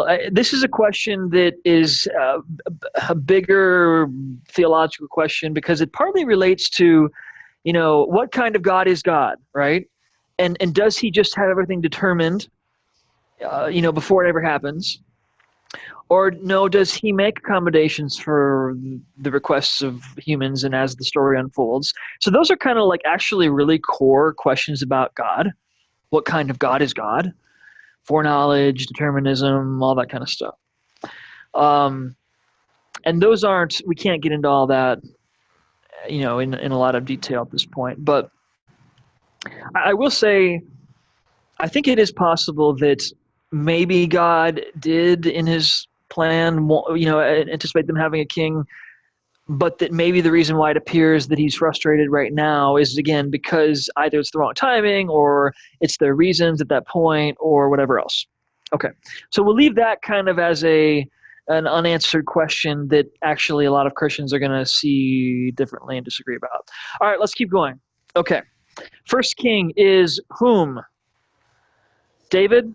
No. Saul, right? Saul first. Not the best king. When we say, okay, well, what did he do wrong? I think it mostly comes down to he didn't obey God. That's mostly what it comes down to. Now, it's things that God had instructed him to do through Samuel the prophet, etc. But bottom line, I think it's, and we don't have, we won't get into the specific instances in 1 Samuel 13 and 15, but bottom line is that he didn't obey God's instructions through the prophet. And there's really two primary stories of that happening. You might think, okay, well, doesn't he get a third strike, or why so harsh on him? I think those two stories are representative, I think, about what kind of king he is. In other words, that's probably what the narrators are trying to tell us. What kind of king is Saul? Well, he's the kind of king who doesn't follow God. And what I would say is that, why is that a big deal? Well, if having a human king and yet God being their king in some divine king sense, for that to work, don't you think the human king would have to obey the divine king? Otherwise, the human king is just doing his thing, and that's not going to work. So that's important, right? And indeed, the book of 1 Samuel says basically that very thing. It says, if the king follows Yahweh, this will go well. If the king doesn't follow Yahweh, won't go well. That's what the book of Samuel says. And by the way, you're probably familiar with this part that you've read. Samuel also warns them. You think you want a king? Let's see how this goes.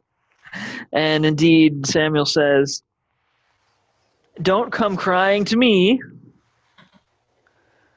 when this goes badly. So, let's jump ahead to David. Good king or bad king?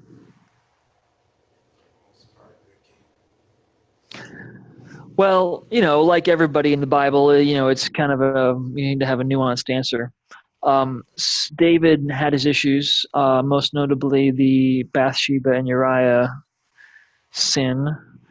And yet, the Bible, when it makes its pronouncements, its evaluations about David, affirms his faithfulness as a good king. Now, whether you can reconcile that major sin in his life with that overall pronouncement, and actually the Bible says, great king, except in the matter of Uriah the Hittite, right? So, it's kind of got that asterisk built into his evaluation. I do want to say, however, that although we can agree that there's something special about David, I want to be careful not to depict him as overly perfect.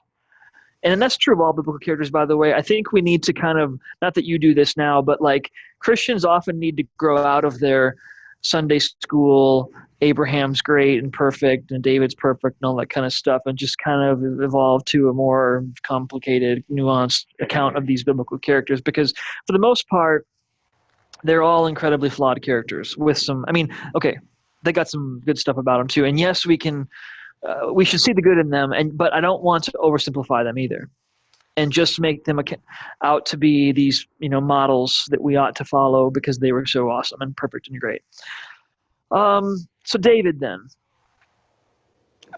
although I want to affirm what the Bible says about him, I also want to say that the narrators aren't afraid to depict his flaws. If you read between the lines, or even if you just read the story closely, there's all sorts of stories where you're kind of like, is David doing the right thing, or is he have the right motivations, or is he out to, there's a whole host of questions you could ask about David. So when you put all that together, I think like David and other biblical characters, you want to have kind of a nuanced answer to both his goodness, but then also his flaws at the same time. All right, let's talk about another very, very important chapter of the Bible, 2 Samuel 7. If you have a Bible, you can turn there. If you got a device, you can turn there, or you can just listen to. That's fine. 2 Samuel 7. Among the most important chapters of the Bible, this is right up there. In other words,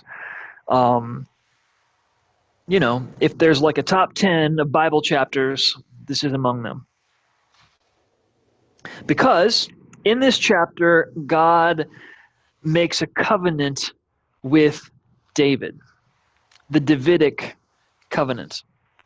Now, the word covenant isn't in this chapter, but that's okay. It's a covenant, even though the word's not there. In other parts of the Bible, you do get this called the what God's doing here with David, a covenant. So it's a covenant. Okay. Well, in a covenant, God makes promises here to David. And among them, there's more than one, but among them is this. David, your dynasty will be everlasting.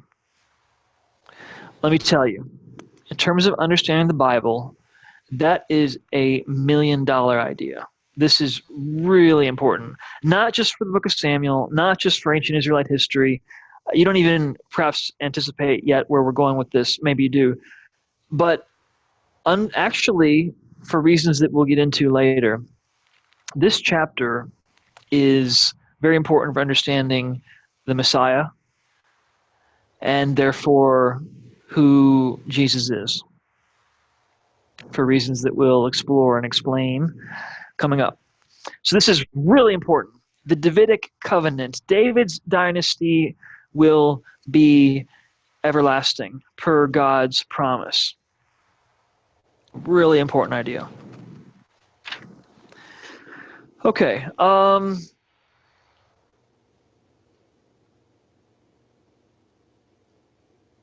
Any questions about that? The Davidic covenant is talked about elsewhere in the Bible, like Psalm 132, Psalm 89. It even, when we get to Solomon, it's kind of mentioned there as well. We might look at some of those a bit later. But the big idea for now is that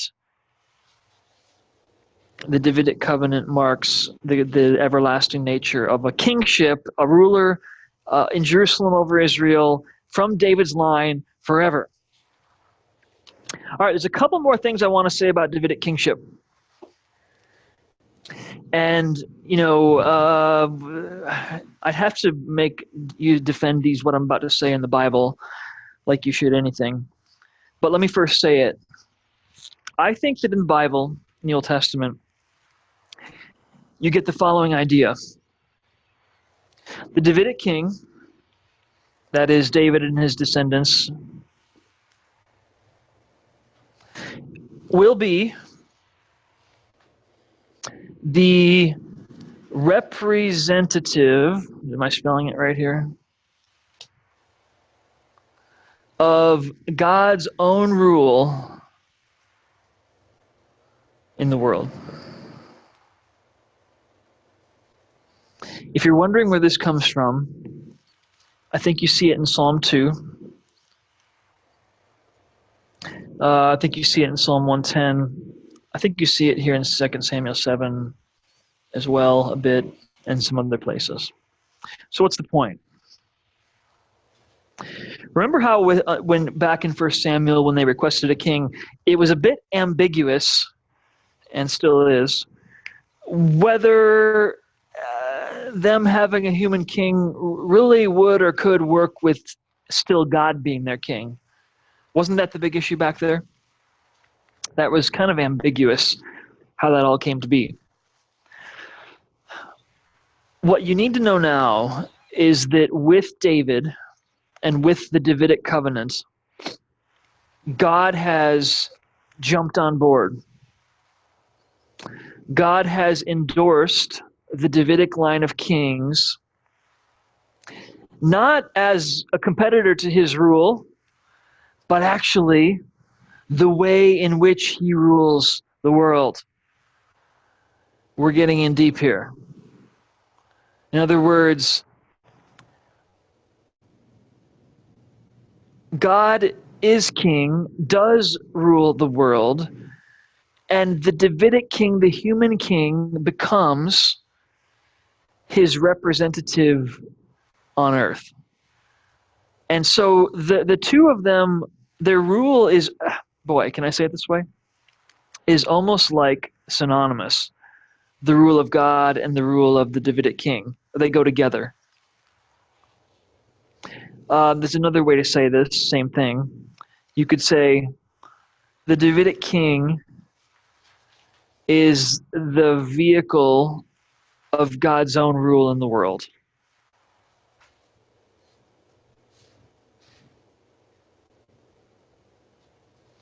So I think you get this here in the Old Testament. Any questions about that? I have a question, perhaps. Yeah. Is that linked in any way to the creation account where we were created to rule as and bear the image of God and be God's representatives on the earth? Is this some kind of reclaiming of that way in which humanity was supposed to be? I think so. But I'll say this.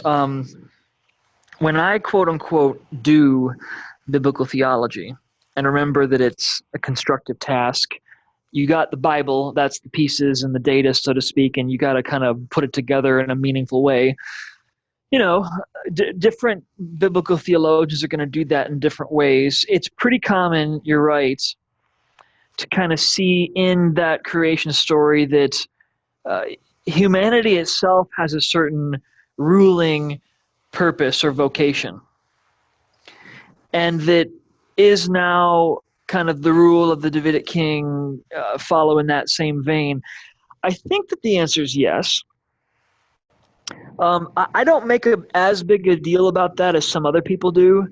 So I'm still thinking myself about like how to relate those two things together, because I don't think ever explicitly is the rule of the king kind of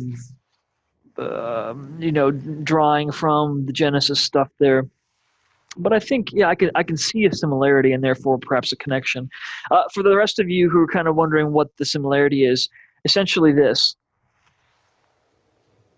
God as creator is king and ruler of the world.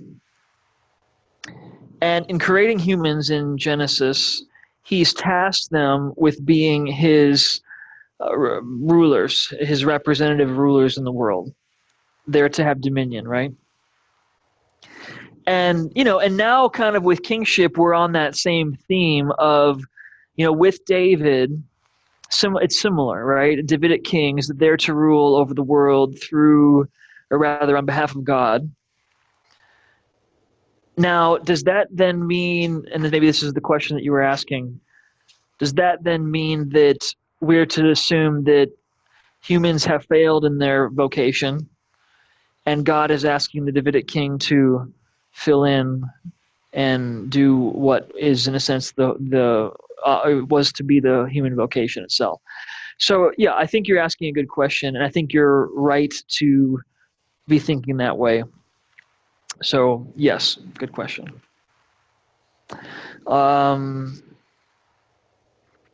Yeah, and at a different time and a different day, we can explore more. Like, if you were to say, well, where does this come from in the Old Testament, this big idea that you're saying? And I would say, well, those are the chapters, but we probably have to wait to kind of dive into those a little bit later. Now, if you're wondering, well, how does this relate to the Messiah and Jesus and all that kind of stuff? And I would say, well, we'll get there soon. Actually, even in this class, we'll talk about it. Not today, but I mean in this 10-week class. But just to give you an idea of where that's going, let me say this. Messiah for the Hebrew Bible, the Old Testament, is, in a nutshell, a coming king in the line of David. That's, in a nutshell, what the Messiah is. Now, there's more context, background, to talk about for you could talk for 5 days about that more. But, the starting point on that is that the Messiah is a king in the line of David. So you got to understand then this biblical theology here in the Old Testament of Davidic kingship, I think, to understand properly Jesus. And quick side note, okay. We're gonna wait till the end of this class to kind of get more to Jesus, and this will all get filled out here, even still in this 10-week class. But I'll say this today as a preview. I mean, doesn't the idea of the king ruling on behalf of God here in the Old Testament with David and the Davidic kings, doesn't that sound a lot like Jesus? Think with me. Jesus brings God's kingdom, right? And Jesus is king from David's line. Also, in terms of like the co-ruling of God and the Davidic king, isn't Jesus, as we speak, where is he? Well, sitting at the right hand of the Father, ruling and reigning. So there's a lot. I mean, you don't. This is all like, it's not just background of the New Testament, certainly, but this is super important stuff to understand the New Testament and Christian faith. And we will bring this out in more detail as we move along over the next coming weeks. Okay, let's keep going. Kingship, that was a major theme. Another major theme of these books, the Book of Kings now that we're in, is the temple. So, the idea of a quote-unquote sanctuary where God is, where God dwells, that's not new here. It's because we had the tabernacle before. But now with the temple, it's a building of stones, no longer a tent. Tabernacle and temple are really very similar, except for one's portable and one's a building. But the idea of the divine presence among God's people is a major thing. It's not just about a building. This is about the divine presence. God, is in heaven, and yet in some unique way, he's living in this house. There's a local manifestation of the divine presence. And it started in the wilderness, right? The cloud by day and the fire by night, etc. The divine presence with his people. Okay.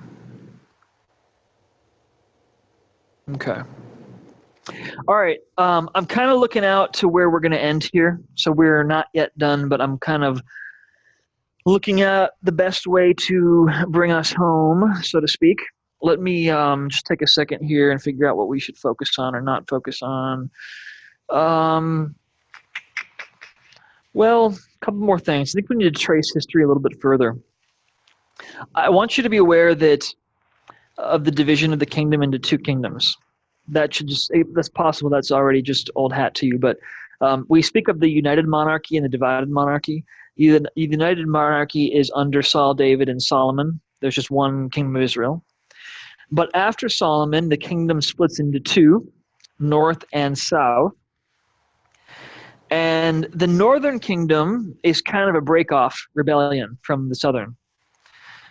Because if you were to say, okay, well, where does the Davidic line of kings continue? The answer is it's the southern kingdom. That's where Jerusalem is, by the way, where the temple is. And so it's kind of like the northerners have rebelled against God's chosen ruler, the Davidic king. And for that matter, have forsaken the Jerusalem temple, the chosen place. And they're up there doing their own thing, worshiping idols and whatever else. So from that point forward, again, northern kingdom and southern kingdom. Now, you trace the story a little bit further. Both of these kingdoms will fall. The northern kingdom lasts about 200 years, which is pretty good. Southern kingdom lasts longer still, another 150 years after that, about. Now, both kingdoms are destroyed by a foreign power. First, the Assyrian Empire, and then later, the Babylonian Empire.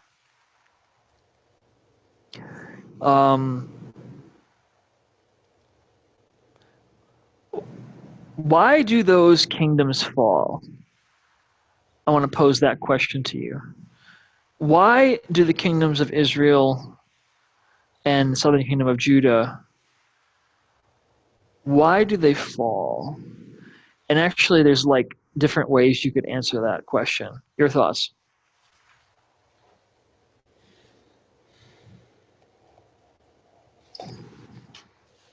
Covenantal unfaithfulness that ends up with foreign oppression. Good. Yeah, when I said there's a couple different ways you could answer the question, you're right about what you said, by the way. But, one could simply take the question as, well, the Israelites rebelled against the empire, and the empire was stronger. Period. So you could just say that, right? And that actually is true. Indeed, the Bible says that. But you're right that at a theological level, the reason why this happens, the Bible says, is it's a consequence of Israel's unfaithfulness over time. Again, it doesn't happen on day one. Indeed, the fact that these two kingdoms last for as long as they did is perhaps a testament to God's slowness to anger, right? If you or I were God, we would have just wiped them out on day one back at Mount Sinai. Golden calf, yeah, right, I'm done with you. But yet God in his patience and slowness to anger abides with these people for many centuries. And there are some good times, certainly. But the pattern, if you look at the big chart of their history, and by the way, that was the big question at the beginning, right? When we look at these books, was Israel faithful or were they not? And the answer has to be, well, let's account for the good times and the bad times. So I don't want to paint with too broad of a brush and say it was all bad all the time. Certainly not. And yet, after you've accounted for some of the good times and the good leaders, it is true that the most consistent thing is their unfaithfulness. That's true. And that's not just me saying that. It's actually the writers of the Book of Kings. They're the ones telling the story. And furthermore, the prophets as well, like Ezekiel, that recount Israel's history after the fact, and they say, their whole point is, wow, look how bad that was. Ezekiel 20, for example. Good chapter to read tonight as you go to sleep. Or no, you're reading the curses for tonight, so read that tomorrow night. Okay. So I think it comes from the Bible itself. It's their evaluation or conclusion about Israel's history. It's not simply ours. And it's seen, I think, as this is a consequence of their unfaithfulness over time. Sorry, I feel like I have a sneeze coming on here. Let's see. Good. So first the Northerners fall. If you want to get the explanation for why that happened, it's 2 Kings 17. That's the chapter that both tells of the fall of the Northern Kingdom, and it gives a theological reason too, which is to say all their unfaithfulness, how they worshiped idols, and they did all these terrible things. All right, the end of the Book of Kings then is roughly the fall of the Southern Kingdom. In other words, after the Northern Kingdom falls, we get like 8 more chapters. End of the Book of Kings. Kings ends with roughly the fall of Jerusalem. And that's the Southern Kingdom that falls now. Now the Babylonians are the empire, no longer the Assyrians. And this is, the part of the story that you're probably familiar with, Babylonian exile, Nebuchadnezzar, etc. So I think here's what we're going to end with today. Let me put this on the board. I want to talk about the fall of Jerusalem and what it means theologically. This is where we're going to end. This is going to set us up well for where we're headed coming up. By the way, what I'm about to put on the board is important for your paper. Remember, your paper is kind of telling the big story of the Bible in its, contours, but then also, it's doing so through the lens of God's mission through God's people. But this is a turning point in the story, and I'm sure that the paper outline that I've given you asks you to talk about this, what I'm about to tell you. And for that matter, what I'm about to tell you isn't quite as explicit in the readings as what I'm about to describe. So therefore, this now is kind of like your main source for this idea that I'm about to share. All that to say, it's in your best interest to pay attention now. Okay. All right, let's do this. Fall of Jerusalem. The year is 587, 586 BC, depending on what you're reading. You'll see both numbers. And, all right, am I too high there? No. Fall of Jerusalem. I want to talk about what it might have been like to live through this. I want to call it a theological crisis, maybe even existential crisis. And before we even do that, let's just talk about the trauma of it. Okay. I don't know where you all were like 2 weeks ago or a week ago, whatever it was, but did you happen to see the Paris Notre Dame Cathedral burning live? I've never been there before, nor am I Catholic, and yet there was something like a pit in your stomach kind of watching it kind of thing, you know what I'm talking about? I don't know if you felt that too. Okay. Well, imagine that you come home to your house on fire. Well, let me tell you, Jerusalem burned. The temple burned. And I'm not.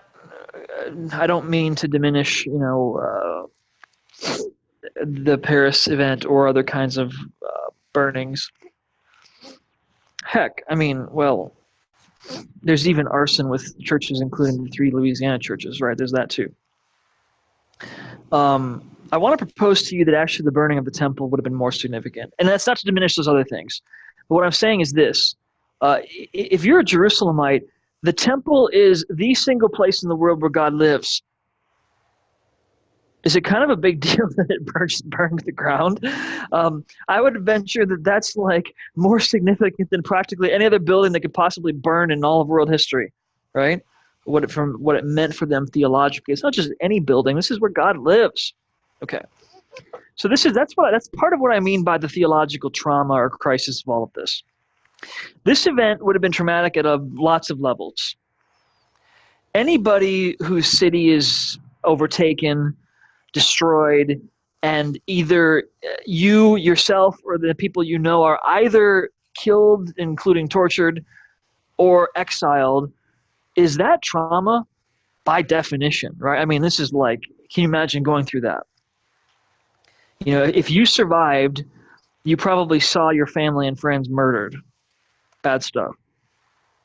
So the fall of Jerusalem is, first, like the fall of any city in the ancient world and conquest, it's traumatic at that level. Family, physical, social, etc. But I want to narrow in on the theological part of it, the theological crisis, and propose the following. And this is where you'll want to get this stuff in your paper. I'm going to mention 3 things: land, temple, and the kingship, the king.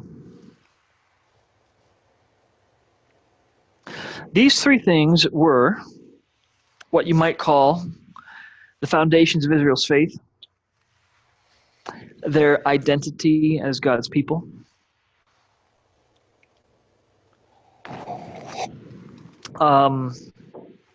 all of these, and this is important, have divine promises attached to them. Again, not just any land, but the promised land, right?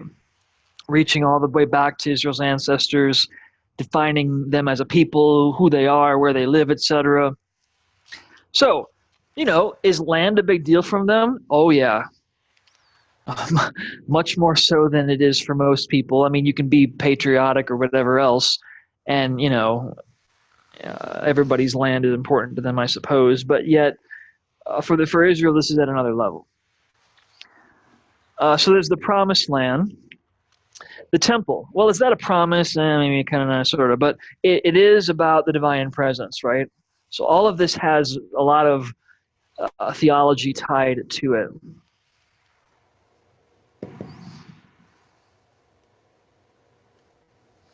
And then lastly, the kingship. Well, what are the divine promises with the kingship? We just talked about it. The Davidic covenant, right? That the line of David would be everlasting. All right, stick with me for roughly 10 more minutes. Well, if you're paying attention, when Jerusalem falls, Israel loses all 3 of these things. The temple is destroyed. The king is deported and ceases to become the king, basically. The good news is he didn't die, on that day. And then the land, they lose the land insofar as they're deported, they're exiled, right? And this, by the way, okay, this is the exile, that ultimate covenant curse that Deuteronomy had talked about. So, if you lived through this moment, and by the way, what I like to do when we're reading the Bible often is to try to imagine what it would have been like to live through this. In other words, you can just read it and you keep going and whatever else, and it's just a story. But I kind of like to live in it for a moment to the best that you can. I mean, that requires some imagination perhaps, but let's sit here and live in this moment with them for a while. and imagine what it would have been like to have lived through this.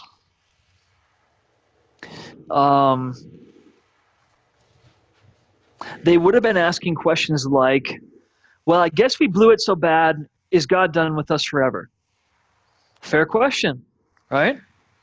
Now, actually, you kind of know where the Bible goes from here, so maybe you understand where it's going. But actually, if we're to live in the moment here, they didn't know where it was going. So that's a pretty decent question. Is God done with us forever?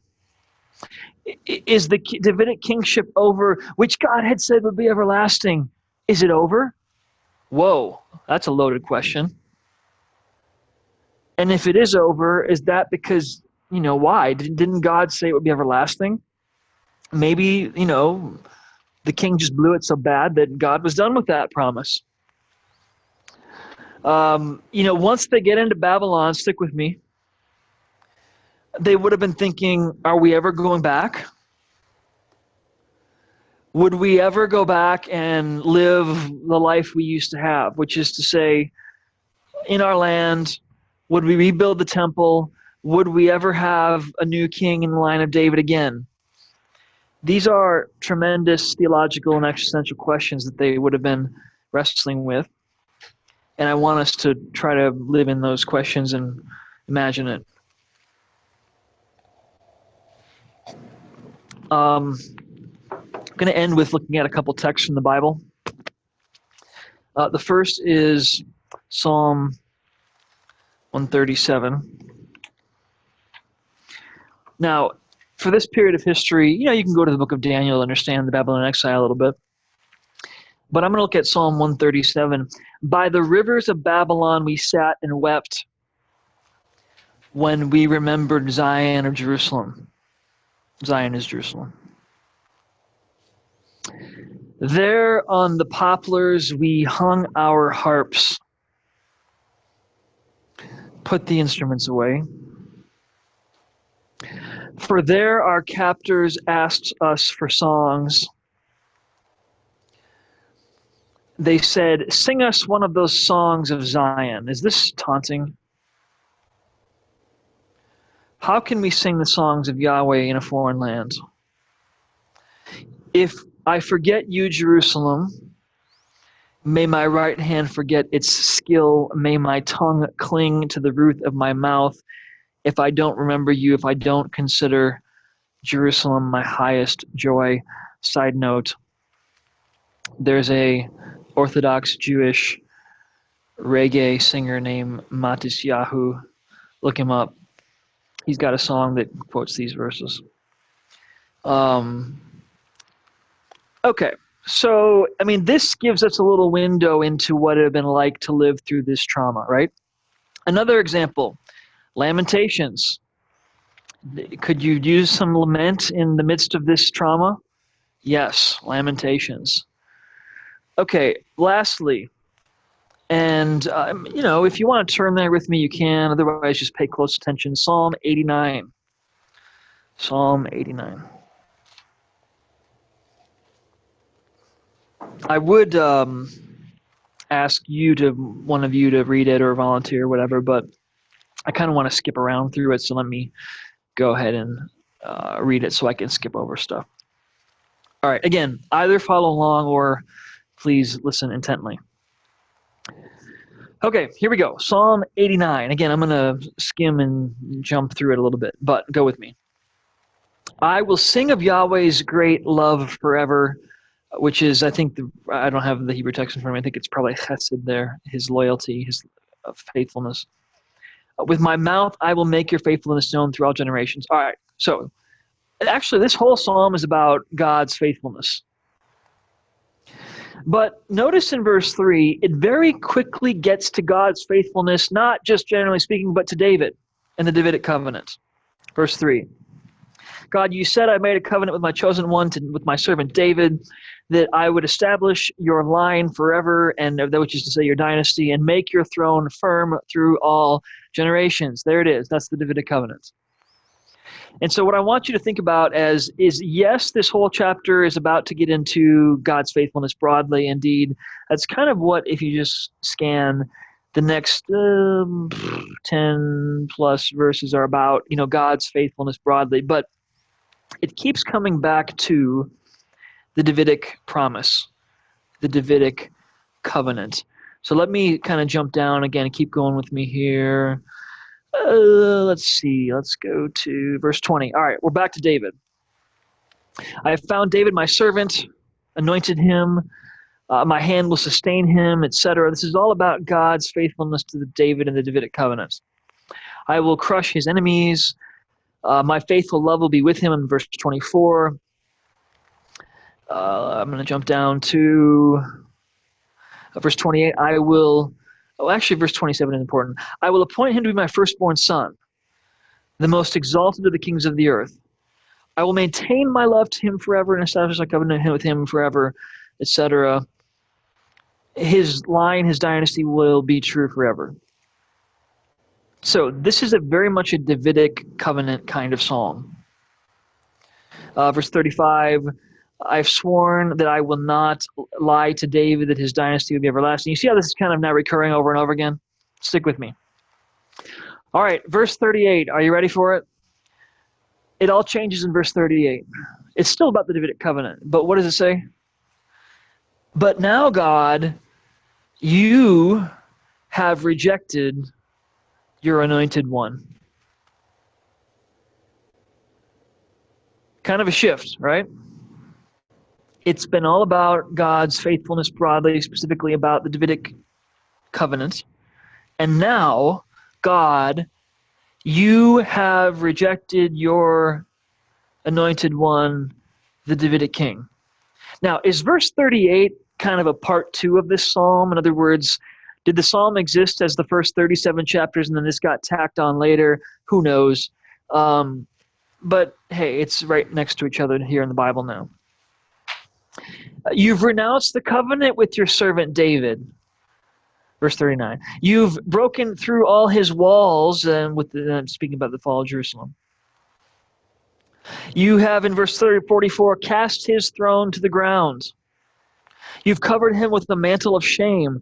Verse 46, how long, Yahweh, will you hide your face forever? How long will your wrath burn like fire? Lord, verse 49, where is your former great love, which in your faithfulness you swore to David? We could stop there. Interesting psalm, is it not? Particularly when you know the context. This is someone living in the aftermath of the fall of Jerusalem. They've lost land, temple, king. They're wrestling theologically with what all this means. They're wondering if God is done with them. Probably the best response is to say, this is our fault.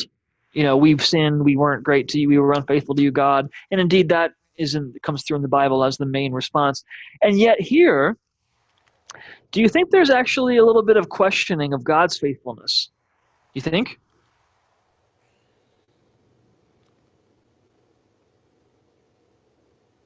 Are there times in this psalm where the psalmist essentially says, God, you aren't faithful to this covenant now? Or, again, verse 49, where is your faithfulness that you swore to David? I think the point is this. Sure, in some theologically true way, what is the right answer here? The right answer is, well, no, God is true. He is faithful. It's Israel's fault. That's the good theological answer. And the Bible does affirm that. But what I think we're seeing here is that this is their wrestling. This is their struggle. This is them dealing with the trauma of all of this. And here, I think, is a case where they are questioning God's faithfulness. Were they wrong to do so? Well, maybe they were wrong. If they were accusing him of being unfaithful, they didn't understand perhaps at this point. But I think the point is that here it is in the Bible, which I take to mean that, they not only felt like they could speak their mind, say what they felt, but also that this got preserved in the Bible. In other words, nobody, when they put the Bible together, was like, this is a little embarrassing, let's not put this in here. Well, no, it's right here for us. So I think these are good Psalms, and these are good passages to kind of, again, just kind of live in the moment and try to imagine both the trauma and the theological and existential questions that would have come from this. Well, I'm basically done. Let me look ahead to the calendar. Is there where we're headed next week? We're going to pick up where we just left off in 2-ish weeks. We got some other stuff to do in the next couple of weeks, so we're gonna leave the story here. I want you all to live in the crisis for the next 2 weeks and just, pretend like you're dealing with some trauma. Maybe you have enough real life trauma in your own life that you don't need to add this to it. But we will pick up this story to see where it goes in a couple of weeks, because let me tell you, the questions will very quickly become, is there a future for us? Will we go back to the land? Will we rebuild the temple? Will we have another Davidic king? And indeed, prophets like Jeremiah and Ezekiel say, indeed, yes, God will restore his people. So we're going to trace the story going forward in the future and where this all ends up as the Old Testament closes out. But again, let's just live in the moment for now and share in their theological crisis. All right. Is there any questions about what we just talked about? Or comment?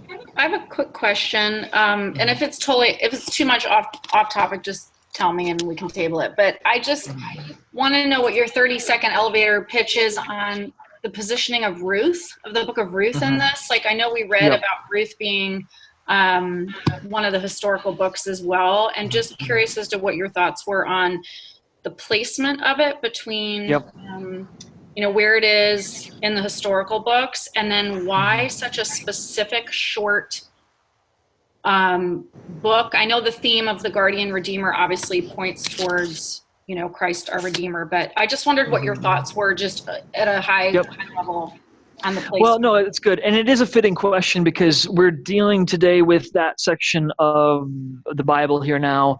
And in one canon, the book of Ruth is there among these books, and in another canon, it's not. So it's a very good and fitting question for today.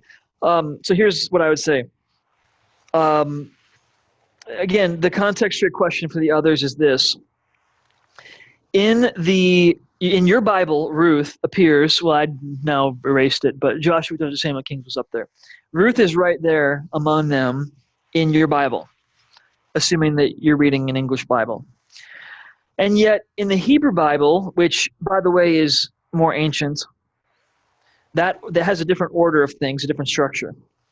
And Ruth doesn't appear there. It appears somewhere else. Now, whenever you have those kinds of things, different orders, there's often a reason why things appear in different places. So it appears in your Bible right there between Joshua and Judges, probably just because that's the time frame it fits in. And not only that, it's a good segue from the Judges period to the Kings period.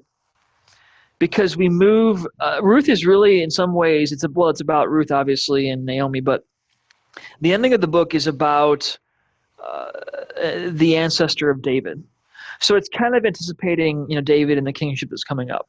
So that's the reason why you'd put it there. Now, for the Hebrew Bible, the Jewish Bible, the Tanakh, it appears somewhere else. And you might say, okay, well, is there a reason for that? And indeed, I think there probably is. And I think the answer is, well, it's hard to know with all certainty, but it's probably not coincidental that Ruth appears after Proverbs. Can you think of a reason why? Like Proverbs 31. Yeah, I think that's it. I'm not the first to say that, by the way. But yeah, so the virtuous woman in Proverbs 31, can we know that for sure? Well, they didn't write the reason why they did it down, a couple thousand years ago. But yeah, I imagine that Ruth could then be seen as a virtuous woman that's there described in Proverbs 31 or something like that. So yes. So I guess to answer your question, at the end of the day, there are multiple ways to put the books of the Bible together, different canons, if you will, or at least in terms of order and structure. And actually, there's more than just two. There's other evidence in rabbinic writings of different kinds of orderings and structures of the Hebrew Bible. And I think in each case, you can often look to different reasons to put them together in different ways. Is one more right than another? Well, who's to say? Again, the Hebrew Bible is the older of compared to what you have in your Bible. Does that answer your question? Yes, thank you. Okay. Yep. Cool. Okay. Anything else? Well, we about took us to full time today, to 3:40 almost. So let's call it a day. Again, begin to think about your presentations that are coming up. I don't want you to procrastinate and wait to the last minute on those. That will, again, I'd recommend you all touching base in some form or another, whether it's email or otherwise, with your groups, and then we'll talk more about that next week. Okay. See you all. Have a good week.